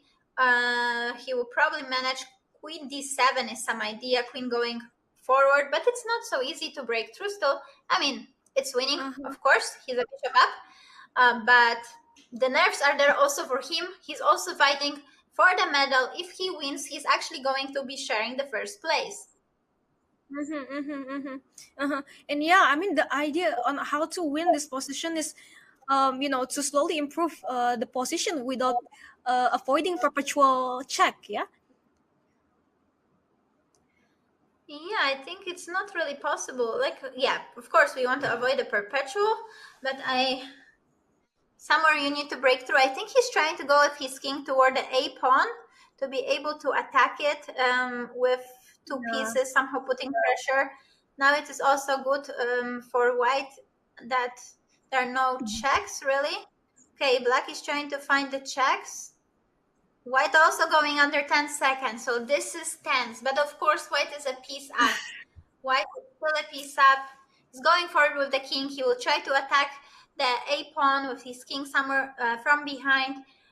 But how to get forward? Just oh wow, made the move on 1 second again. Pieces almost flying. But come on. Alexakis also is under. Again on 1 second. I am kind of worried. I'm worried that something will happen with. Oh my god! See, I was about to say I am afraid that this thing is going to happen. And it's a checkmate. One piece up, white was winning, but he didn't say checkmate. Oh god! Like it was a checkmate or a blunder of the queen? I don't know. It was a huge blunder. No, it's a checkmate. It's a checkmate. Oh my goodness, dear viewers, what a turnaround. So and this is the problem. I think what Alexakis needed to do, he needed to get more time, but he actually went for some, deep things, but went under 10 seconds. And under 10 seconds, things happen. Muradli wins his game, and I think he also secures a medal, not yet maybe a gold medal, or maybe it will depend on other results. But wow, what a win for him. As we were mentioning, I think Kaisa is today on his side. Before he was in big trouble, but he managed to save to a draw. And now he was in a totally losing position. He managed to win. So, someone is guarding him from above, but very, very upsetting win for lose for Alexakis. Oh, no. Just a blunder. I am wondering if we can take a look at it, one more time, just to show the viewers on the board. Oh my goodness. But then also we need to take a look at other results. Oh, wow. Wow. I can. Yes, that was a checkmate. Let's just see on the board. I mean, let's just see it. I could feel the pain that Alexakis is feeling right now. I mean, he has my sympathy. Okay. Of course, it is winning. It's not so easy to break through, especially those checks. But probably what you gotta do, it's always easier said than done, dear viewers. So of course, Uh-huh. I understand that it's Uh-huh. far from easy, but you probably want to get a little bit more time. So make some moves and get those 2 seconds per each move, and then improve. But well, it's really not so easy with all the stress.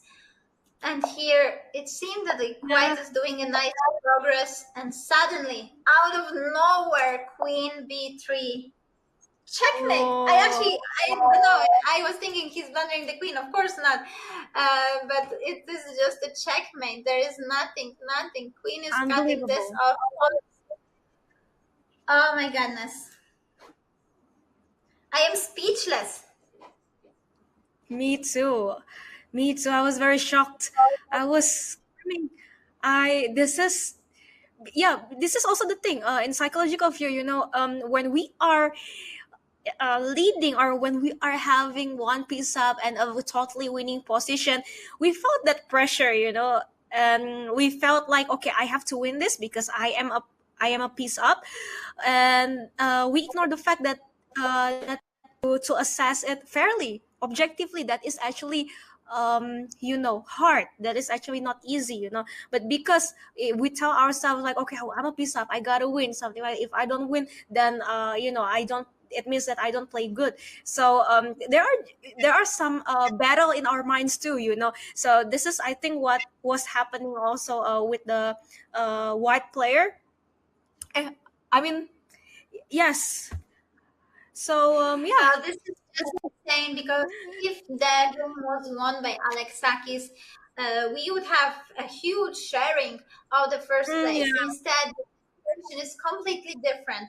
And maybe we could take a look at the results, just if it's possible. I don't know, not yet the pairings, but results, Mhm. just to see how is it looking. If not, then we can just also take a look at the pairings, whatever is easier for our broadcast team. But the situation in the open section is clear in some way, not totally, not yet, but Muradli with 8.5 points. Yeah, this is the starting list, and let's take a look at the at the standings. But yeah, Muradli with 8.5 points has secured the medal with the win. Not only a medal, but he will have a gold or silver for Yes. sure. Oh Congratulations. wow! Wow, wow, wow. Yeah, I mean, congratulations. And then we have Sadwani with 7.5 points, the only player who has gathered 7.5, and Isanjulov, Koele, and Perer with 7 points. So the fight for the medals is still very much alive, but mhm, only mhm. two of them are still unclear because one, we know that Mahamat Muradli is leaving Italy with a medal of the World Championship in Blitz. Amazing. Congratulations to the Azerbaijani Muradli Muhammad. Great, and that's how, and to win the game, to win the tournament with such nice, surprising tactic like that will be probably the moment of his life. One of the moments that he will be remember. Through his career, and I mean, this is world junior chess championship, and yeah, this is a big thing, and of course, yeah. So once again, congratulations to him. Oh, yes, I am wondering, so as I mentioned, this is one of the biggest moments of his career. I am wondering how are his close ones, if they're watching, his Yeah. parents, family, coach. It must have been such a roller Yeah. coaster for them as well to follow this game, Yeah, yeah, already yeah, yeah. preparing for the worst, and then suddenly there is a checkmate on the board, and the checkmate is for black. And so if they were following the game live, also they are for sure elated with this. Not only him, and we should also take a look now at the. Yeah, we can take a look at the pairings in the open section if we are already talking about the open Mhm, section mhm, before we mhm. jump to the ladies. Yeah, those are the pairings. So Muradli against the pairer. First board with the white pieces. Muradli, having obviously very comfortable situation.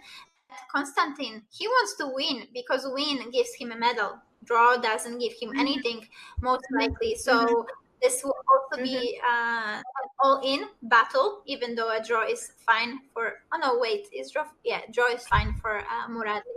Board 2, Koele against Sadwani, both players super solid throughout this almost a week. So this will be another super close matchup, I believe.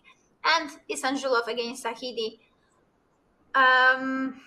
Yeah, mainly it is between, the top three boards. So Muradli, Peirer, Koele, Sadwani, and Isanjulov, the fight for the medals. I'm not sure even mathematically what else could happen. It can happen maybe for players with 6.5 points, but very luckily.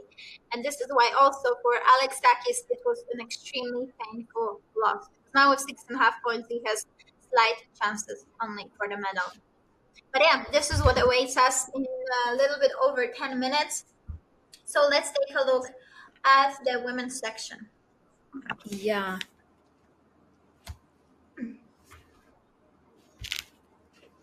In the women's section, this is the current. No, this is. Is this the current standing? We still don't have standings and pairings in the ladies section. Interestingly, curious what is happening there. Maybe some longer game or still waiting for something. So we're going to wait a moment with that. Well, yes. Also, I mean, now this is I have probably I need to mention it one more time. This is rarely happening. That the women's section is actually more uncertain than the open section. Now open section, before we even reach to the last round, we can already confirm who is the first winner. And this is amazing, and for Muradi Muhammad, of course, for his performance. But in girls section, there are lots of things going on, and this is actually very exciting. The last round is very decisive, and of course, the tension will be there. The tension will be very high, and yes, let's wait for the pairing so that we can see who's going to play against whom, and yes, and who is actually the sole leader, and probably we can do a little bit of prediction as well, who is going to be the top three.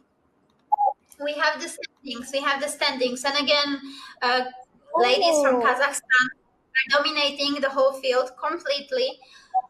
And similar, like in the open section, actually, we have Balabayeva, who secured the medal already. It is also gold or silver for her. And then the whole fight is for...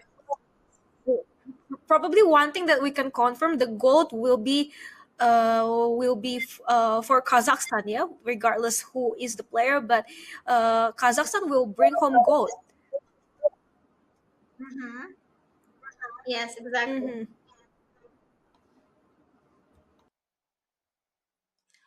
But the fight for the other medals is still, it is actually very likely that Kazakhstan will take all the 3 medals in the women's section. So very, very impressive. Still, it is the same player like before. Gohar Beydulayeva can maybe with her win steal something away from Kazakhstan. But it will be tough because her tie breaks are also currently not the best. But maybe either way, Balabayeva Kirtadze is our first board pairing. Nurgali Karbekova Beydulayeva against Miroshnik. And look at this first board. Balabayeva already played with everyone, so she's facing player with only 6 points, rated already almost 300 points lower, so it can play some role. Of course, in a single blitz game, everything can happen. So let's see how it's going to go. Very exciting because Exactly. we do not know if it can be Balabayeva or Kairbekova who take the Uh-huh. gold. Yes, yes. Yes, and these two, if you remember, these two were the one who had a very interesting chat before starting round three of this tournament yesterday. And yes, so it will be very exciting as well to see them actually fighting for medals.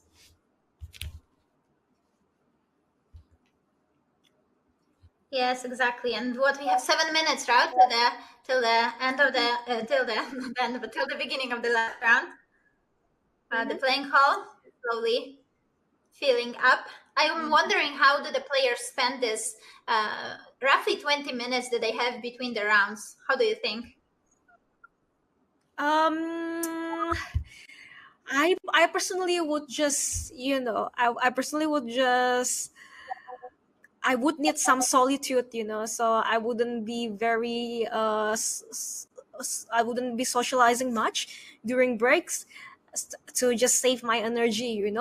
But it depends if on the last rounds I don't have any chance for medal, I can say, then I would just do whatever. But if I actually have a chance, and something like that, I would really feel the tension, and I would relax myself and actually take a deep breath, or just close my eyes and take a deep breath, just to relax myself, and yeah, to be relaxed for the next round.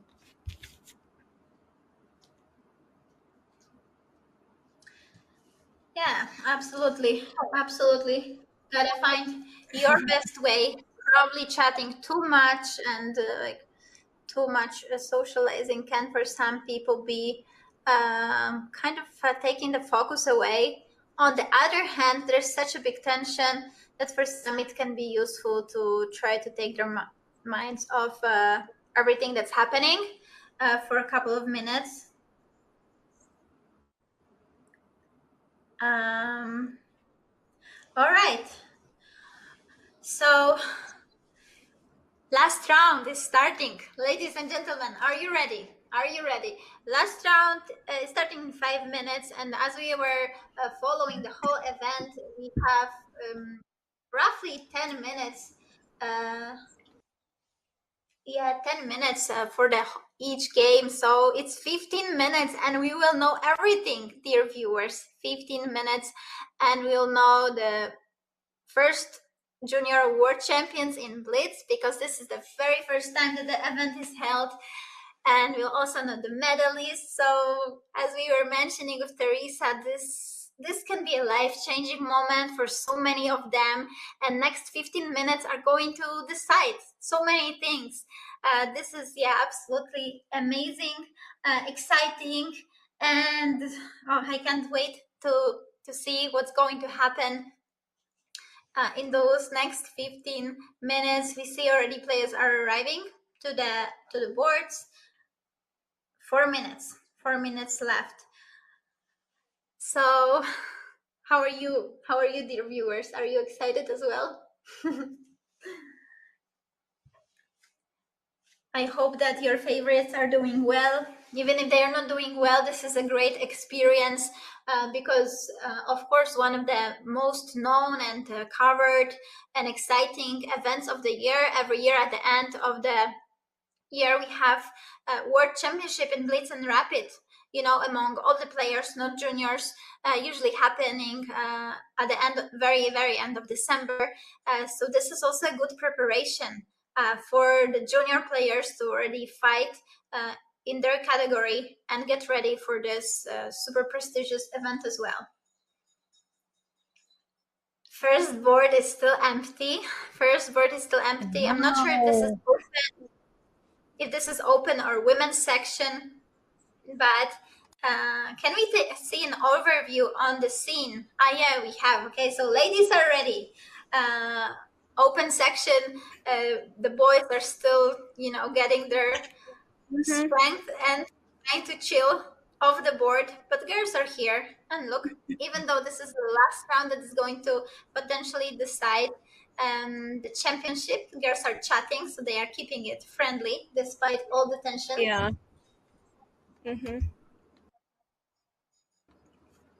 But I don't know, personally, to me, Anna, to be in that position, it would be a little, I don't know, it would be a little awkward, I can say.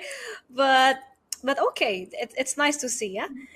I mean, to In chat which before the position? game. But no, I mean, to on board one. I mean, if we, for some players, it would be different for sure. I mean, uh, it would be if we are aiming for the same medal, for the same thing, and then we had to chat. But yeah, I mean, it's preference. I mean, it doesn't happen always like that. Well, But it's nice to actually, see yeah, but it's two not two a direct boards. fight. I mean, sorry. That it's not a direct fight between them. So maybe this is also what makes it Oh, easier for them, because yeah, yeah, yeah. just to remind everyone, we have Balabayeva, who is a leader fighting for the gold, of course. No, wait. Am I confusing something? For some reason, I have a different pairing. Just a second. Okay. Ah, okay. Wait. Something. Did we have it wrong? Something changed. Have the standings changed? We have different pairing now. Oh, really? We have a, but I'm not sure if it's possible. Maybe I believe we had a different pairing before, and also Balabayeva is not the sole leader. I don't know. Mm-hmm. I believe something has changed. Maybe there was a wrong result because Balabayeva Ksenia had 8 points written, but now we see 7.5, and she's sharing with Kairbekova. Am I confusing something, Theresa? Is it too much chess for me already at this point, or am I right? I think you're right. I also feel some kind of change is happened. Because look, see the result after round 10 Mm-hmm. is now Balabayeva and Kairbekova are sharing the first place. Yes. Yes, probably there were some wrong input regarding the result in the previous round, and now they fixed it, and it changed. I hope so.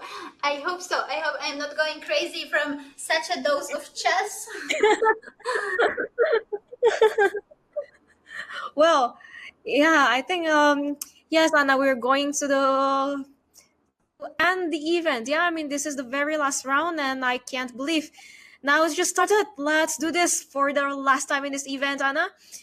Welcome to Yeah, round 11, which is the last round, and let's see what is happening on the boards. Muradli, who had all the luck a chess player can hope for in the previous round, who was Yes. down and to checkmate his opponent somewhere in the middle of the board out of nowhere against the Austrian talented player Konstantin Peirer. Let's see what's going to happen here. This is a fight for the gold for Muradli, who is fine with a draw. Maybe he is even first, in case of a loss. That would be interesting to know, but he cannot be certain. As far as I checked, he has 2 tiebreak points more than Raunak Sadwani, so this can change in an event with 11 rounds. This can change. So no, he cannot be certain of a gold for now. Still, Raunak Sadwani could catch him if he loses. So let's see. Of course, Peirer is fighting for a medal as well. Yeah. And Peirer with half-minute more on the clock. And check this out. We have a g5 on the board with a short castle for black. Mm-hmm. This Well, quite a wise, quite a wise, quite a wise opening option by White. Yeah, because now it's enough for White to just draw, to secure, like, to totally secure the position of the gold. and in this opening, the chance for draw is actually high. I mean, there are, if I mean, there are chances to just play safe, but let's see. Of course, black will find ways to break through the position, or to create problems for white. Remembering that black plays aiming for medals as well. But it also must be emotional roller coaster today for Muradli, who Oh, lost his game 2 games ago, and now the previous round, 10th round, he was also completely losing, and he managed to win out of nowhere, as we mentioned. So it's also like going all up and down for him. yeah. Let's see how he will do Yes. that. He knows that the world championship is at stake here. Uh-huh. Wow. And yeah, Constantin, he plays fast, yeah. So this is Yeah. actually, I'm afraid the what happened in the previous round to Muradli will be happening again. Okay, regardless of the result, he won, but it was, because the opponent was making a blunder. If the opponent was, was playing moves accurately, probably the result will be different. So I'm afraid that it will be happening again in this round, that he will running out of time, and the opponent will be taking control over the position. But yeah, let's see, because I'm kind of worried of Murad's time here. It's around 1 minute difference, and it's huge, for Blitz. Theresa, don't worry, all will be good. I You hope. can see I'm panicking, yeah. You can feel that. I'm not even playing. I'm just watching and commentating, and you guys can see me clearly that I'm kind of panicking and tense. Okay, but okay, let's just enjoy this No, game. Let's see what's this happening. moment is, of course, very, very tense, and we know how important this moment is for the players. Yeah. As we were mentioning, I mean, we both played in the world events and in some other important championship, and fighting for those top places. It's just Mm-hmm, mm-hmm. life changing moments, very important moments, but very emotional ones. So we know just how it feels for them, and we wish, Yes. it's difficult because we wish them all the best, right? But of course, Yeah. not all of Yeah. them Yeah. can win. But Mm-hmm. actually, very promising position for black, as far as I don't know. Maybe I don't know anything about chess at this point. It's totally possible, but it kind of feels like black has quite a good position because of the space Yes. advantage, and the pawns in the center went so far, got not only the space but the control of the crucial squares. Now Mm-hmm. also the king side going forward, Yes. kind of white pushed to the first ranks. Mm-hmm.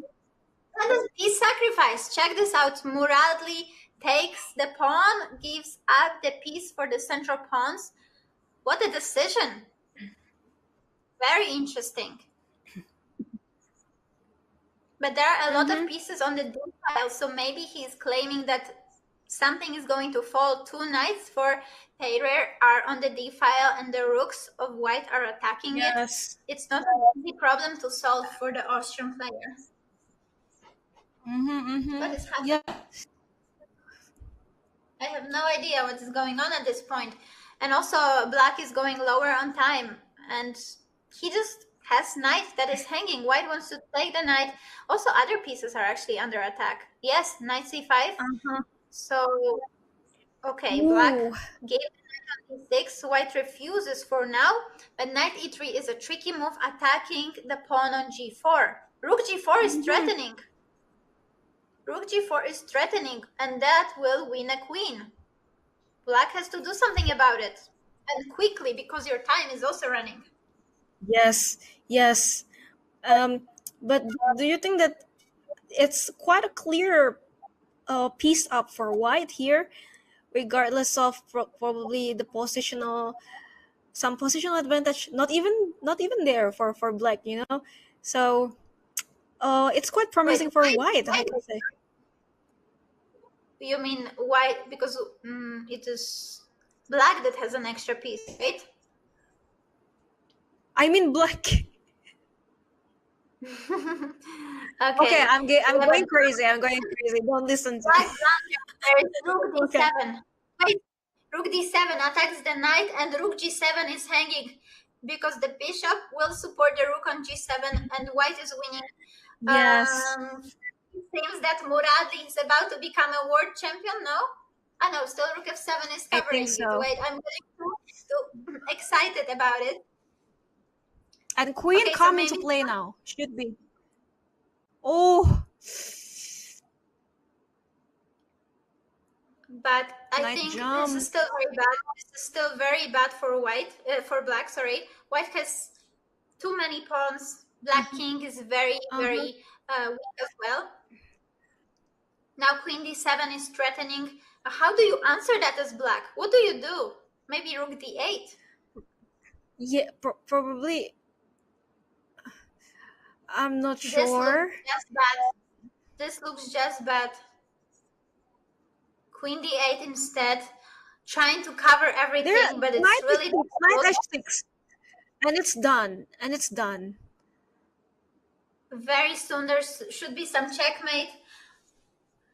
Queen h7 Yes, wins the game for white. white It is should in be. control. White can take the knight, but white can continue because somewhere there is a checkmate Yes, bishop or a3 is there. You know. yes, Okay, this is a, and we congratulations to Worldly Muhammad. Yes, now we have our champion. Now it can be confirmed. Yeah, well, congratulations for yeah. amazing. And also, even though there was such a big stake, he was not afraid and he sacrificed a piece. So, Uh-huh. huge congratulations to the first ever world champion among juniors in the Blitz, Mahamat Muradli. Amazing performance by him in the whole tournament. He should be proud of himself. Also, if any of his family, members of his family are watching, guys, this is your moment as well. Amazing. And now let's see board number 2 because the fight for other medals are. So we have Tobias Kelle leading the board, very angry, very upset. So maybe there was some drama in this game, and we had a handshake Yes, because probably. those are two winners, Muradli and Sadwani, first and second place in the tournament. Mm-hmm. Board number 3. So there is a fight for the bronze medal on this board, it seems. Mm-hmm.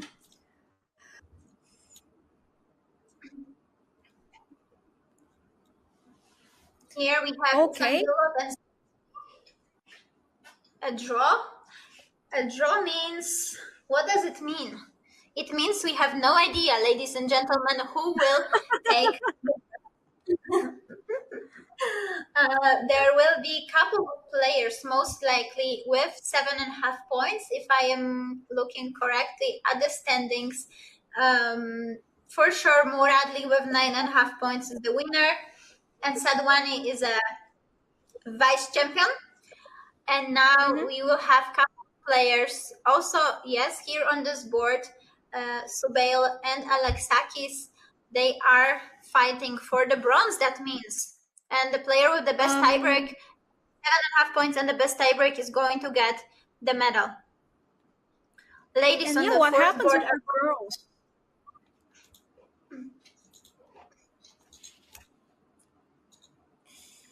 Yeah, Nurgani Wow. Kairbekova first already finished. We don't have the results yet. Bayeva and Kirtadze. I will try to find it in the meantime. Kairbekova won and Balabayeva won their games, I think. And that means that they will be sharing first place. Mm-hmm. So we will not know until we have official results because the tiebreak, the Buchholz is going to decide the winner. Oh, wow. So there is indeed a big drama in the ladies section. Yes, yes, yes. Between the amongst the Kazakhstanis, yeah.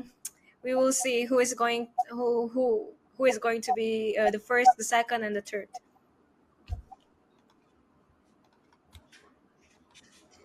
Very tense And yeah, it's endgame here, but uh-huh. it seems like Alexakis is losing. and or maybe some draw, yeah. No, Yes, a draw. But I think a draw. he had some Same. chances, and either way, a draw is actually a bad result for both players because of a draw Mm-hmm. they lost Yeah, for yeah, a yeah. medal. So the playing hall has emptied, dear viewers. Yes. So, oh, I'll see both players are disappointed. Especially Yeah. pain for Sakis. He is the player who just in the previous round had a completely winning position against Muradli. Had he won, he would have shared the first place with 1 round to go, and everything would be still Mm-hmm. possible. And now, nothing is clear. Yes. So that means we are actually waiting for the final standings, and we have final standings in the women's section. So let's take a look and officially announce winners in the women's section of the Mm-hmm. very first World Championship in Blitz. And Ksenia Balabayeva is the winner in the women's section with 8.5 points out of 11, despite sharing it with Amina Kairbekova. Her tiebreak is a bit better. So congratulations to Ksenia, but also big congratulations to Amina Kairbekova. She is Mm-hmm. a world vice champion with 8.5 points as well. And Gofar Beidulayeva takes second medal in this week. She takes the third place after winning World Rapid Championship. So congratulations to Mm-hmm. our medalists in the Yes. women's section. Big And look congratulations at that. to yes. Yeah, yes, big After all, congratulations to all the girls who are managed to win the medals. Balabayeva Senia and Kairbekov Amina and Bedulayev Gofar. And here we can announce in the open section big congratulations to Grandmaster Muradli Muhammad from Azerbaijan for winning the first ever World Junior Blitz Chess Championship 2023 with amazing points, 9.5 out of 11 rounds. And then also congratulations to Grandmaster Satwani Ronak from India for winning the second place with 8.5 points. This is amazing. And also the third place. Congratulations for International Master Isanzulov Aristan from Kazakhstan. Um, I'm sorry. Yes, congratulations to yeah, International Master Isabel Aristan for winning the third place with 7.5 points. This is amazing, and big congratulations to all the winners. And yeah, Anna, this is the end. We just reached the very final round of the Blitz Championship. I don't know what to say. I am speechless. So, something to our audience. yes, yes. Wait, careful, because we are both going to get emotional soon, and Yes. that will that will be yeah, tricky for our broadcast. No, but once again, yes, big congratulations to all the winners. I think very impressive performance by Raunak Sadwani and Ksenia Balabayeva, because they both got medals, gold and silver medal. You know, we had the Blitz competition now, but from Tuesday till Thursday we had the Rapid World Championship, and Raunak won there. Balabayeva was second, and now they switched. And also Gofar Beldulayeva, she got 2 medals here. So very impressive result. And yeah, especially the players who managed to get 2 medals. This is absolutely incredible. Congratulations, yeah, to all of them, getting amazing titles, getting amazing prizes, because it's 2,500 for the winners in the open section and 1,500 for the winners in the women's section, just the first prize.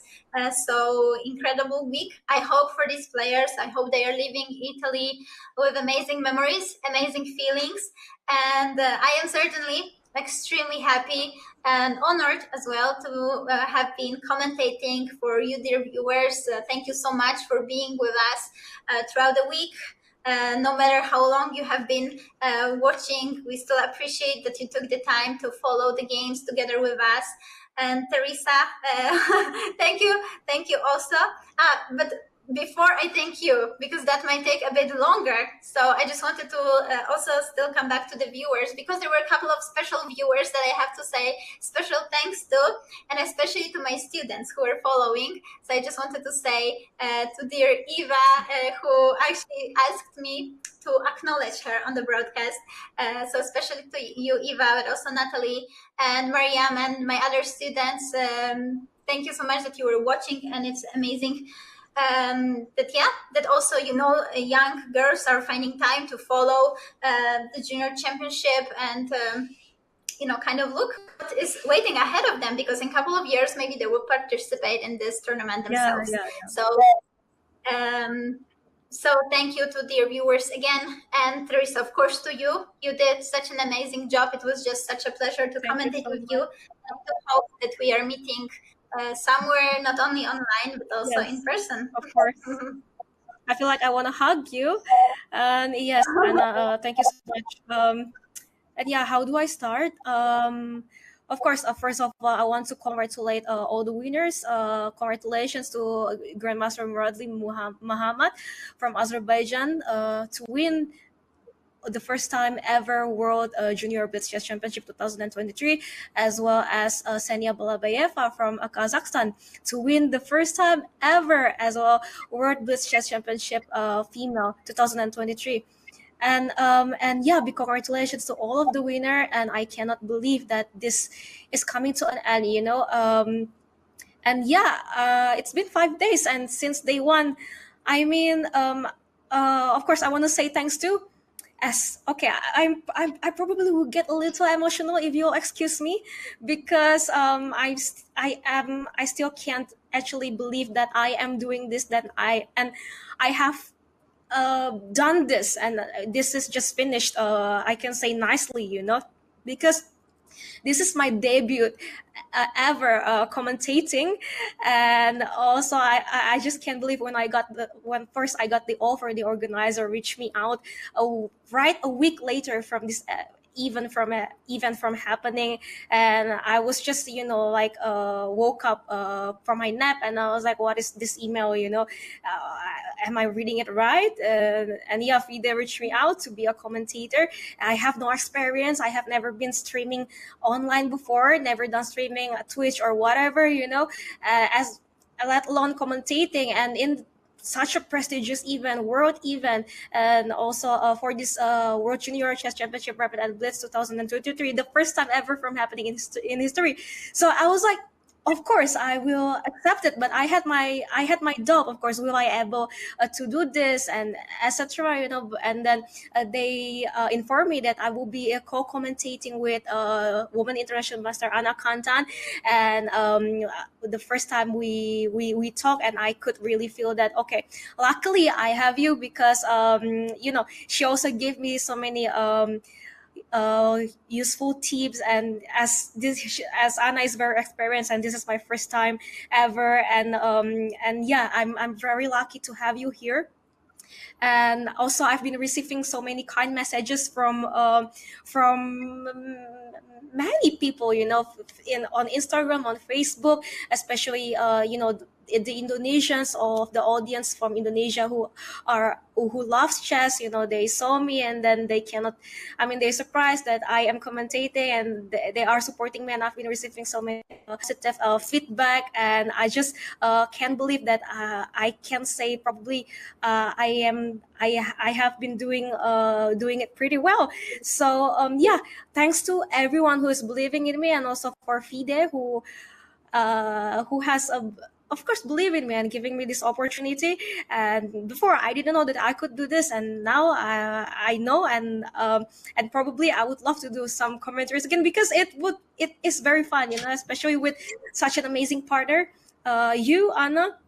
And so yeah, shout out to probably my parents, they are one of the people that I informed the first time that I'll be doing this, and they were like, "What, you'll be commentating?" And it was their expression, because yeah, I know deep down that I can do this well. I know deep down that I'm a very social person, and I have this just naturally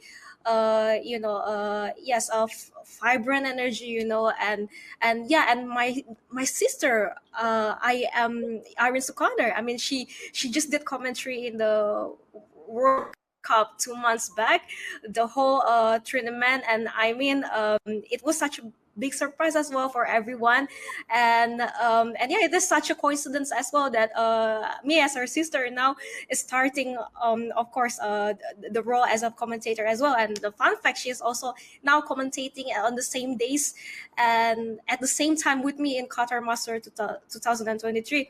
So yeah, I mean, this is quite happening. I can say, I mean, my friends are keep on messaging me, and I didn't know if it was actually this big, but okay. So thanks for everyone who are supporting me, and for the kind messages, and for my family and for my friends who I informed the first time, with probably a little of screaming voice that yes, Anna. I mean, I am only 19-year-old, and I have been playing chess for okay so long, but I have never done this. And yeah, that's why I was like texting you quite so much at the first day, just to make sure and just to have sure of how it would be, to commentate, as I never done this before, and now I'm commentating for this world event. So, and okay, today is the very last day of the treatment, and special thanks, of course, to you, Anna, for being here, and I can't wait to meet you in person, meet your beautiful family, and probably visiting your academy in if your academy there, and yeah, I mean, you're such an amazing person with a beautiful hair. I love your hair, Anna. That's what I have to say. And yeah, I think that's all for me. And yeah, probably shout out once again to my parents, my sister, my brother, FM Kaisar Junusakiki. I am Iran Sukandar, and so one of my best friends, Sashini Ranasinghe, WM Sachini Ranasinghe, who has always believed in me, and giving me such a negative message. I mean, sorry, positive message on daily basis, and just boost everything. When I feel down, she will be just, you can do this. You are a star. You are amazing. And yeah, that's what actually I needed to hear on daily basis to just keep going, in life. And so, Anna, thank you so much, and our dear viewers, thank you so much for, for being here, for watching us, and for witness all of this, tournament. And yes, that's all for me. So let's get it back to you, Anna. Thank you so much for sharing this, such a raw, real story. And it's amazing. It's amazing that somehow it happened, no matter how you were surprised, but it happened that you are here. We did it together. So thank you again so much. Again, thank you to dear viewers. Congratulations to the winners. And of course, big thank you to the organizers and to FIDE for holding this event, and for making it possible for the players to fight in such a prestigious event, to get their titles, to get their amazing prizes. And also it was possible for us to commentate. Hopefully we'll see many of such more, exciting events happen, because it was an absolute blast. So we will be on that note signing off from you, dear viewers. We don't want it to end, but unfortunately it has ended. So thank you to everyone who made it happen once again, and hopefully see you very soon on other events. And Yes. I think we need to, but we are going to say Yeah. bye. Also, thanks to the broadcast team for working very hard for this to for make it happen, and for all around the world to be able to see, the live stream, because we're doing this for information from two different continents, three different countries. It is being held in Sardinia, Italy, and I'm here in Indonesia. Anna is in Latvia, and despite all of this, all of this challenge, I can say, because we've been having quite some technical issues sometimes, which is very normal, remembering we are doing it from three different countries. But yeah, despite of that, we're still doing it very nicely, Anna. And also, of course, because of the broadcasting for working very hard for this to make it possible. So yeah, dear viewers, thank you so much. Thank you so much. And I hope to see you again on the next event. And yes, Anna, let's end this. I Thank am you Woman also for the much. Master Diajeng Singgih. Yes. Uh, Uh, but we are saying bye, dear viewers. So see you soon somewhere. See you soon. Bye bye. Thank you so much. Gens una sumus.